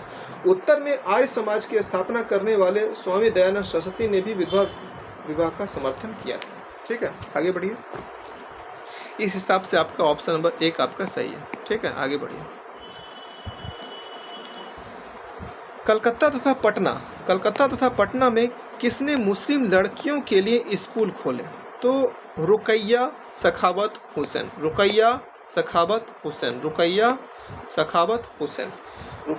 सुखावत मेरे साथ बोलिए। कलकत्ता तथा पटना में किसने मुस्लिम लड़कियों के लिए स्कूल खोले? तो रुकैया सखावत हुसैन। आगे बढ़िए। ऊंची जातियों की हिंदू महिलाओं की दुर्दशा पर एक किताब किसने लिखी है? ऊंची जातियों की हिंदू महिलाओं की दुर्दशा पर एक किताब किसने लिखी है? तो रामाबाई ने लिखा है। किसने लिखा है? रामाबाई ने लिखा है। किसने लिखा है? रामाबाई ने लिखा है। ऊंची जातियों की हिंदू महिलाओं की दुर्दशा पर एक किताब किसने लिखी है? रामाबाई ने लिखा है। बाल विवाह निषेध अधिनियम के संबंध में सत्य कथन का चयन करें। बाल विवाह निषेध अधिनियम के संबंध में सत्य कथन का चयन करना है। तो सत्य कथन का चयन करना, तो 1929 में पारित। यह बाल विवाह निषेध अधिनियम कब पारित हुआ था? तो ईस्वी याद रखिएगा, 1929 ईस्वी में बाल विवाह निषेध अधिनियम पारित हुआ था। यह कानून अनुसार 18 साल से कम उम्र के लड़के और 14 साल से कम उम्र की लड़की की शादी नहीं की जा सकती है। यह आपका गलत है। तो सत्य कथन को हम लोग को चुनना था। तो महिला संगठनों के विकास तथा इन मुद्दों पर हो रहे लेखन की वजह से सुधारों के पक्ष में आवाज और मजबूत हुई। लोग बाल विवाह जैसी स्थापित परंपराओं को चुनौती देने लगे। केंद्रीय विधानसभा में बहुत सारे सांसद थे जिन्होंने बाल विवाह पर पाबंदी हेतु कानून बनाने के लिए संघर्ष किया। 1929 ईस्वी में बाल विवाह निषेध अधिनियम पारित किया गया और इस कानून के बारे में वैसी कड़वी बहसें और संघर्ष नहीं हुए जैसे पुराने सुधारवादी कानूनों के बारे में हुए थे। इस कानून के अनुसार 18 साल से कम उम्र के लड़के और 18 साल से कम उम्र के लड़के, यहाँ 14 साल जो दिया है यहाँ पर 16 वर्ष होगा। 16 वर्ष से कम उम्र की लड़की की शादी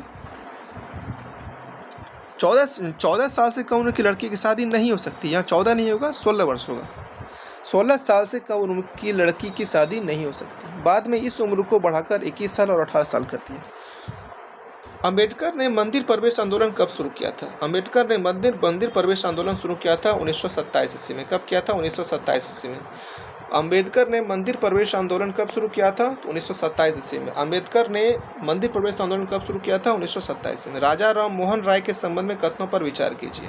तो राजा राम मोहन राय के बारे में कथनों पर विचार कीजिए। आइए, उन्होंने कलकत्ता में ब्रह्म समाज की स्थापना किया था। ब्रह्म समाज की स्थापना कब किया गया था? हम क्वेश्चन पूछ रहे हैं कि ब्रह्म समाज की स्थापना कब हुई थी। तो ब्रह्म समाज की स्थापना हुआ था 1815 में शायद हुआ था, आप लोग देख लीजिएगा। राजा राम मोहन राय की पश्चिमी शिक्षा के प्रसार के पक्षधर थे। तो सत्य कथन को चुनना है तो आपका 1 और 2 दोनों सही है। राजा राम मोहन राय पश्चिमी शिक्षा के प्रसार के पक्ष में थे और उन्होंने कलकत्ता में ब्रह्म सभा की स्थापना की थी। ये दोनों आप देख लीजिएगा, ठीक है। दोनों आपका 1 और 2 आपका सही है। इसी वाला जितना भी क्वेश्चन आए उससे कोशिश कीजिए कि याद करना है, ठीक है। तो इस जैसे यहाँ पर आ गया आपका ब्रह्म समाज की स्थापना कब हुआ था, तो ये आपको देखना है, ठीक है। तो ब्रह्म समाज की स्थापना राजा राम मोहन राय ने किया था। ये शायद वही 1815 नहीं, आत्मीय सॉरी ब्रह्म समाज की स्थापना 1828 ईस्वी में किया गया था और आत्मीय समाज का स्थापना किया गया था। आत्मीय समाज की स्थापना ये भी राजा राम मोहन राय के द्वारा भी किया गया था। ये 1815 ईस्वी में किया गया था, याद रखिएगा, ठीक है। आगे बढ़ते हैं। 83 नंबर क्वेश्चन आइए। प्राचीन ग्रंथों में हवाला देकर किसने समाज सुधार की पहल प्रारंभ की थी? प्राचीन ग्रंथों में हवाला देकर किसने समाज सुधार की पहल का प्रारंभ किया था? राजा राम मोहन राय ने किया था। किसने किया था? राजा राम मोहन राय ने किया था। प्राचीन ग्रंथों का हवाला देकर किसने समाज सुधार की पहल प्रारंभ की थी? राजा राम मोहन राय ने किया था। किसने किया था? राजा राम मोहन राय ने किया था। आगे बढ़िए। विधवा विवाह का कानून किस गवर्नर जनरल के शासनकाल में पारित हुआ था? तो विधवा विवाह 1856 में हुआ था। लॉर्ड कैनिंग का शासनकाल तभी था, तो इस तरह मार देना है। लड़कियों के लिए स्कूल खोलने वाले सुधारकों के बारे में मिलान कीजिए। सुधारक और क्षेत्र, ठीक है। तो ईश्वर चंद्र विद्यासागर ने कलकत्ता में लड़कियों के लिए स्कूल खोले थे, ठीक है। और ज्योतिराव फूले ने किसके? महाराष्ट्र में खोला था। आर्य समाज ने पंजाब में खोला था और भोपाल की बेगम ने अलीगढ़ में खोला था। ये सब क्वेश्चन जो होता है ना, जो क्वेश्चन आपके दिमाग में लगता है कि नहीं आएगा, क्वेश्चन वही आ रहा है। इसलिए किसी क्वेश्चन को स्किप मत कीजिए, सबको रटिए। ईश्वर चंद्र विद्यासागर कलकत्ता, ज्योतिबा फूले महाराष्ट्र, आर्य समाज पंजाब और भोपाल की बेगम अलीगढ़। 86 नंबर क्वेश्चन आइए। निम्नलिखित कथनों पर विचार करना है। ताराबाई शिंदे स्त्री पुरुष तुलना नाम का किताब प्रकाशित की, ठीक है। तो ये आपका सत्य कथन है, तो पहला आपका सत्य है। ताराबाई शिंदे ने स्त्री पुरुष तुलना नाम की किताब प्रकाशित की, ये आपका सही है, ठीक है। आगे बढ़िए। केवल एक ही आपका सही है, दूसरा आपका गलत है, ठीक है। बाल विवाह निषेध अधिनियम किस वर्ष पारित हुआ था? बाल विवाह निषेध अधिनियम किस वर्ष पारित हुआ था? 1929 ईस्वी में पारित हुआ था। बाल विवाह निषेध अधिनियम किस वर्ष पारित हुआ था? ये आपका 1929 ईस्वी में पारित हुआ था। कब हुआ था? 1929 ईस्वी में पारित हुआ था। जाति उन्मूलन के लिए काम करने के लिए परमहंस मंडली का गठन किस वर्ष किया गया था? 1840 ईस्वी में किया गया था। परमहंस मंडली का स्थापना कब की गई थी? 1840 ईस्वी में किया गया था। परमहंस मंडली का स्थापना 1840 ईस्वी में किया गया था। जाति सुधार आंदोलन के संबंध में कथनों पर विचार कीजिए और सत्य कथन को चुनना है, ठीक है। तो सतनामी आंदोलन की शुरुआत घासीदास ने पश्चिम भारत में की थी, ये आपका गलत है। सतनामी आंदोलन की शुरुआत घासीदास ने पश्चिम भारत में की थी, ये आपका क्या है? गलत है, ठीक है। तो सतनामी आंदोलन है क्या, पहले इसको जानिए, ठीक है। सतनामी आंदोलन की शुरुआत घासीदास ने मध्य भारत में की थी, ठीक है। यहाँ पर क्या था? पश्चिम भारत लिखा है, यह मध्य भारत में होगा। क्या होगा? मध्य भारत में होगा।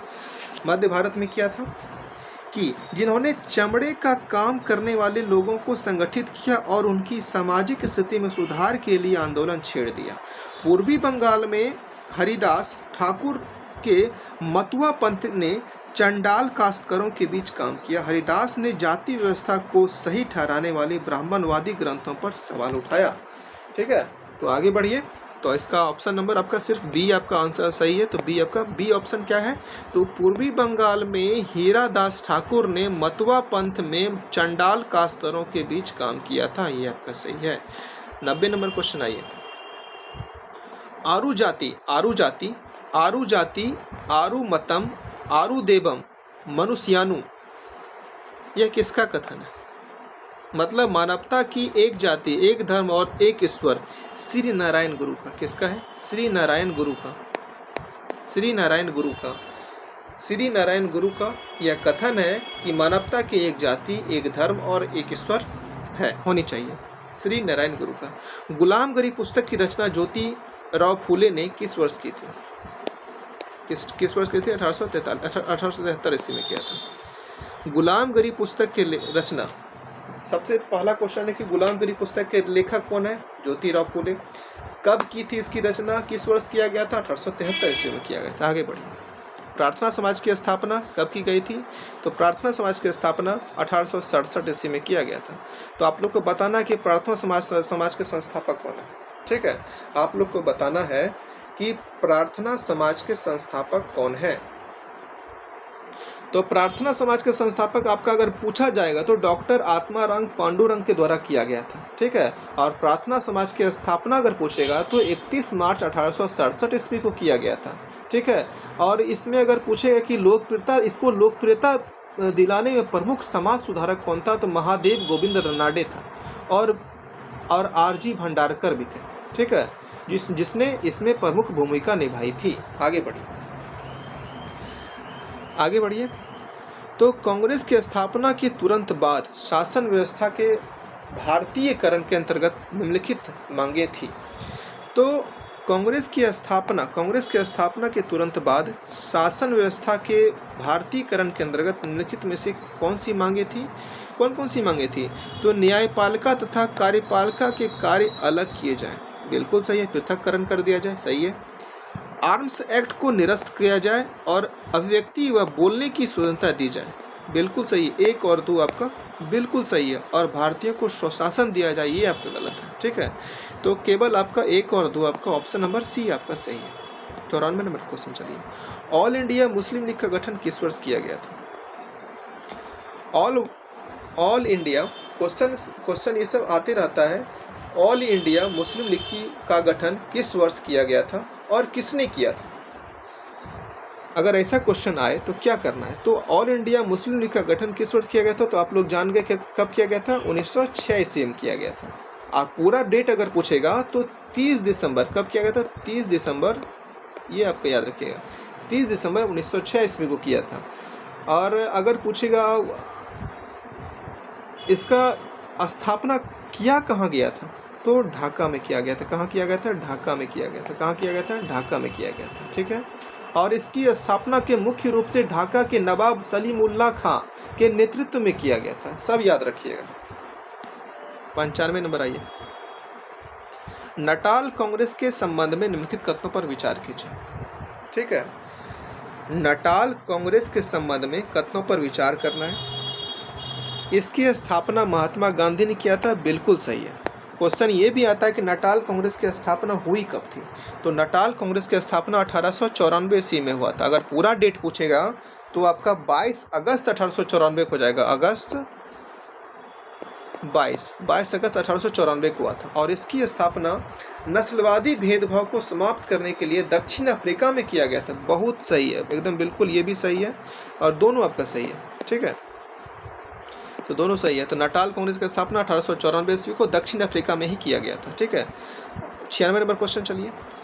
अपमान व याचना दिवस किस दिन मनाया जाता है? तो अपमान व याचना दिवस कब मनाया जाता है? तो 6 अप्रैल 1919 को मनाया जाता है। तनख्वाह बढ़ाने की मांग करते हुए किसने गांधी महाराज की जय के नारे लगाए थे? तनख्वाह बढ़ाने के लिए की मांग करते हुए किसने गांधी महाराज की जय के नारे लगाए थे? ये आपका असम के चाय बागान के मजदूर के द्वारा लगाया गया था। किसने लगाया था? असम के चाय बागान के मजदूर के द्वारा लगाया गया था। भारत में आर्म्स एक्ट किस वर्ष पारित हुआ था? 1878 में। भारत में आर्म्स एक्ट कब पारित हुआ था? 1878 में। भारत में आर्म्स एक्ट कब पारित हुआ था? 1871 में। कब हुआ था? 1871 में। कब हुआ था? 1878 में, सॉरी 1878 में। बताइए कि निम्नलिखित में क्वेश्चन है कि इल्बर्ट बिल लागू करने के संबंध में कथनों पर विचार कीजिए। आइए बात करते हैं। तो क्वेश्चन है कि इल्बर्ट बिल लागू करने के संबंध में कथनों पर विचार कीजिए। पहले तो ये बताइए कि इल्बर्ट बिल आया कब था? इल्बर्ट बिल आपका 1883 ईस्वी में आया था। इल्बर्ट बिल आपका 1883 ईस्वी में आया था। 1883 ईस्वी में सरकार ने इल्बर्ट बिल लागू करने का प्रयास किया। सही है, 1 नंबर आपका सही है। और इस बिल के जरिए भारतीय अखबार पर प्रतिबंध लगाने का प्रयास किया गया। ये आपका गलत है। इसका उद्देश्य, इल्बर्ट बिल का उद्देश्य क्या था कि भारतीय न्यायाधीशों को यूरोपीय लोगों से जुड़े आपराधिक मामलों की सुनवाई करने का अधिकार देना, ताकि न्यायिक प्रणाली में नस्लीय भेदभाव खत्म हो सके। इसका यही था, ठीक है। और इसमें विवाद का तत्व क्या था कि भारत में रहने वाले यूरोपीय समुदाय ने इसका भारी विरोध किया। उनका मानना था कि भारतीय न्यायाधीश उनके मुकदमों की सुनवाई के योग्य नहीं है। तो इल्बर्ट बिल यही था कि सबसे पहले क्वेश्चन आ जाएगा, इल्बर्ट बिल आया कब था? 1883 ईस्वी में आया था। तो आपका केवल फर्स्ट आपका सही है। कांग्रेस की स्थापना के संदर्भ में कथनों पर विचार कीजिए। कांग्रेस की स्थापना के संबंध में कथनों पर विचार करना है। तो 1885 ईस्वी में 1885 से देश भर में 72 प्रतिनिधियों ने बंबई में सभा करके भारतीय राष्ट्रीय कांग्रेस की स्थापना का फैसला लिया। आपका सही है। संगठन के प्रारंभिक नेता दादा भाई नौरोजी ब्रिटिश संसद के सदस्य रह चुके थे। ये भी सही है। सेवानिवृत्त ब्रिटिश अफसर A.O. ह्यूम की कांग्रेस की स्थापना में महत्वपूर्ण भूमिका थी।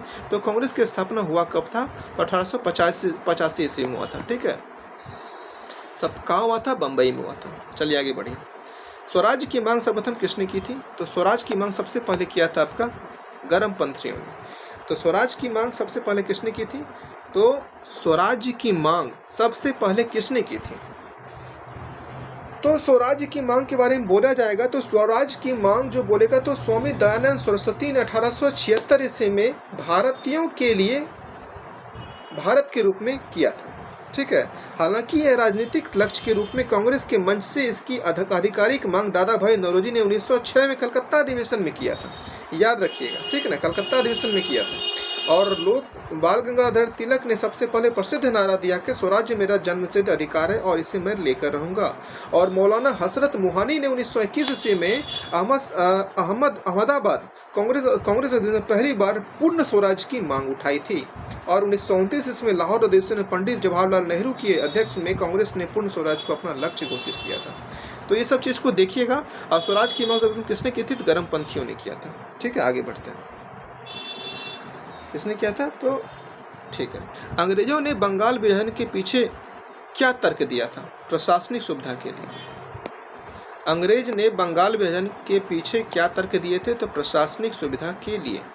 तो क्वेश्चन ये आता है कि बंगाल विभाजन कब हुआ था? यह भी एक प्रकार का क्वेश्चन बनता है ना जी। तो बंगाल विभाजन 16 अक्टूबर 1905 को हुआ था। कब हुआ था? 16 अक्टूबर 1905 को हुआ था। कब हुआ था? 16 अक्टूबर 5 को, ठीक है, लागू हो गया था। और यह तभी का, अगर पूछेगा कि तत्कालीन वायसराय कौन था, तो करजन था। कौन था? करजन था। कौन था? करजन था। याद रखिएगा। आगे बढ़ते हैं। मैंने अगर पूछेगा कि बंगाल विभाजन की घोषणा कब हुई, ये सभी क्वेश्चन आता है। तो घोषणा हुआ था आपका 19 जुलाई 1905 को। अब क्वेश्चन पूछेगा लागू कब हुआ था, तो 16 अक्टूबर 1905 को। ये दोनों क्वेश्चन याद रखिएगा। घोषणा कब हुआ था? घोषणा कब हुआ था? घोषणा हुआ था आपका 19 जुलाई 1905 को, ठीक है। और लागू कब किया गया? लागू कब किया गया? तो ये आपका 16 अक्टूबर 1905 को। याद रखिएगा। चलिए आगे बढ़ते हैं। 1917 ईस्वी में घटित रूसी क्रांति से प्रमुख रूप से कौन से विचार निकलकर संपूर्ण विश्व में फैला? समाजवाद का विचार। क्या पहचान? समाजवाद का विचार। समाजवाद का विचार किसने दिया था? यह भी क्वेश्चन बनता है ना। तो समाजवाद का विचार किसने दिया था, यह क्वेश्चन आप लोग के लिए होमवर्क है। तो क्वेश्चन है कि 1917 में घटित रूसी क्रांति से प्रमुख रूप से कौन से विचार निकलकर संपूर्ण विश्व में फैला था? तो समाजवाद का विचार। तो समाजवाद का विचार जो है सबसे प्रभावशाली विचार यह दिया था आपका कार्ल मार्क्स ने दिया था। ठीक है, याद रखिएगा। आगे बढ़िए। 1919 के पश्चात राष्ट्रीय आंदोलन में जन भागीदारी बढ़ाने के लिए निम्नलिखित कारण हुए थे। निम्नलिखित कारण क्या क्या कारण था? 1919 ईस्वी के पश्चात राष्ट्रीय आंदोलन में जन भागीदारी बढ़ाने के लिए निम्नलिखित से क्या कारण थे? तो प्रथम विश्व युद्ध के पश्चात महंगाई में तेजी से बढ़ोतरी के परिणाम स्वरूप जनता त्रस्त हो गए। सही है। 1917 की रूसी क्रांति स्टार्ट हो गई थी। गांधी जी के सत्याग्रह और हिंसा पर विचार। आपका तीनों सही है। रॉलेट एक्ट के संबंध में कथनों पर विचार कीजिए। रॉलेट एक्ट यह कानून अभिव्यक्ति की स्वतंत्रता जैसे मूलभूत अधिकारों पर अंकुश लगाने और पुलिस को ज़्यादा अधिकार देने के लिए लागू किया गया था। सही है। रॉलेट एक्ट के विरोध में शुरू किया गया रॉलेट सत्याग्रह ब्रिटिश सरकार के खिलाफ पहला अखिल भारतीय संघर्ष था। यह आपका दोनों सही है। ये आपका इस हिसाब से ऑप्शन नंबर सी आपका सही। आगे बढ़िए। असहयोग आंदोलन के संबंध में कथनों पर विचार कीजिए।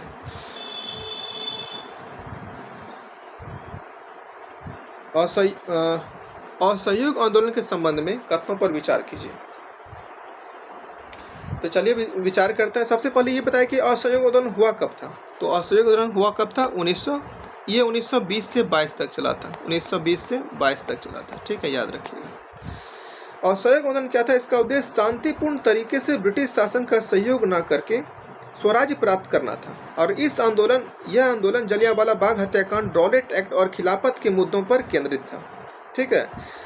गांधी जी के सुझाव से दिया गया आंदोलन चरणों में आगे बढ़ना चाहिए था। शुरुआत में ब्रिटिश सरकार द्वारा दी गई उपाधियों और सम्मानों का त्याग करना था। ठीक है। तो चलिए आगे बढ़ते हैं। क्वेश्चन क्या बोल रहा था कि असहयोग आंदोलन के संबंध में कथनों पर विचार करना कि यह खिलाफत आंदोलन के बाद प्रारंभ हुआ, फिर दोनों में एक साथ जोड़ दिया गया। यह आपका सही है। यह खिलाफत आंदोलन के बाद प्रारंभ हुआ और फिर दोनों को एक साथ जोड़ दिया गया। सही है। असहयोग आंदोलन का मुख्य मांग स्वराज्य था। यह भी सही है। इसने बड़ी मात्रा में सरकारी संस्थाओं का बहिष्कार कर दिया, उपाधियां लौटा दी और विदेशी कपड़ों को भी जला दिया। मतलब कि होली चलाई, मतलब जला दिया था। तो 1, 2, 3 आपका सही है। डी नंबर आपका सही है। चलिए।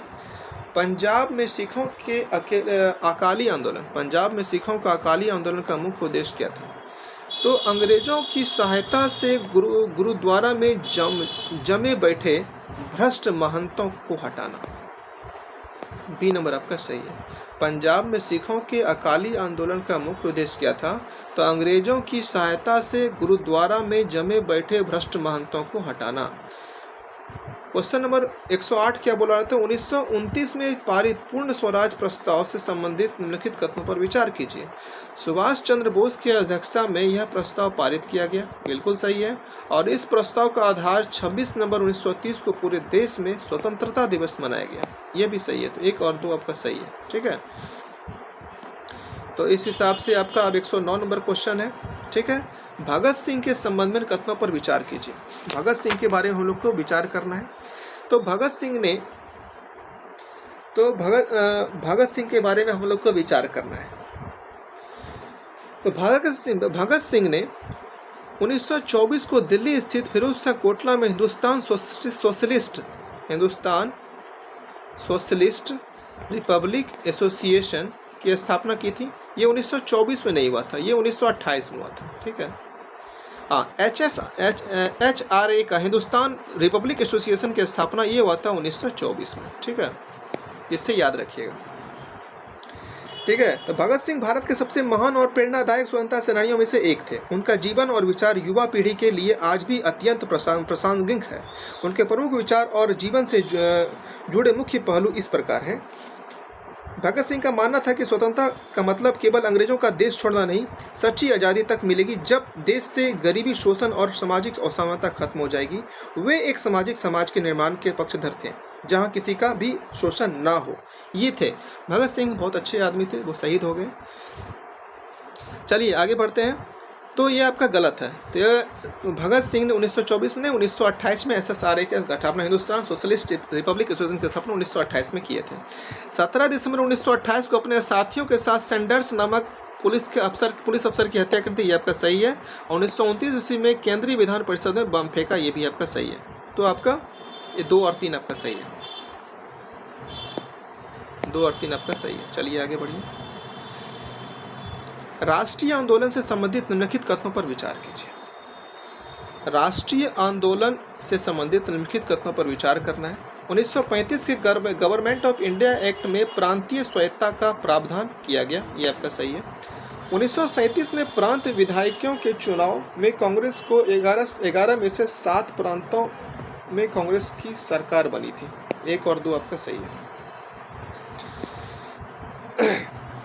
क्वेश्चन है कि 1937 में प्रांत की विधायिका चुनाव में कांग्रेस में 11 में से 7 प्रांतों में कांग्रेस की सरकार बनी थी। ठीक है। 1937 के चुनाव में भारतीय राष्ट्रीय कांग्रेस में 11 में से कुल 8 प्रांतों में अपनी सरकारें बनाई थी। 8 पूर्ण बहुमत वाली, और बाद में असम को गठबंधन के साथ जोड़ा गया था। ठीक है।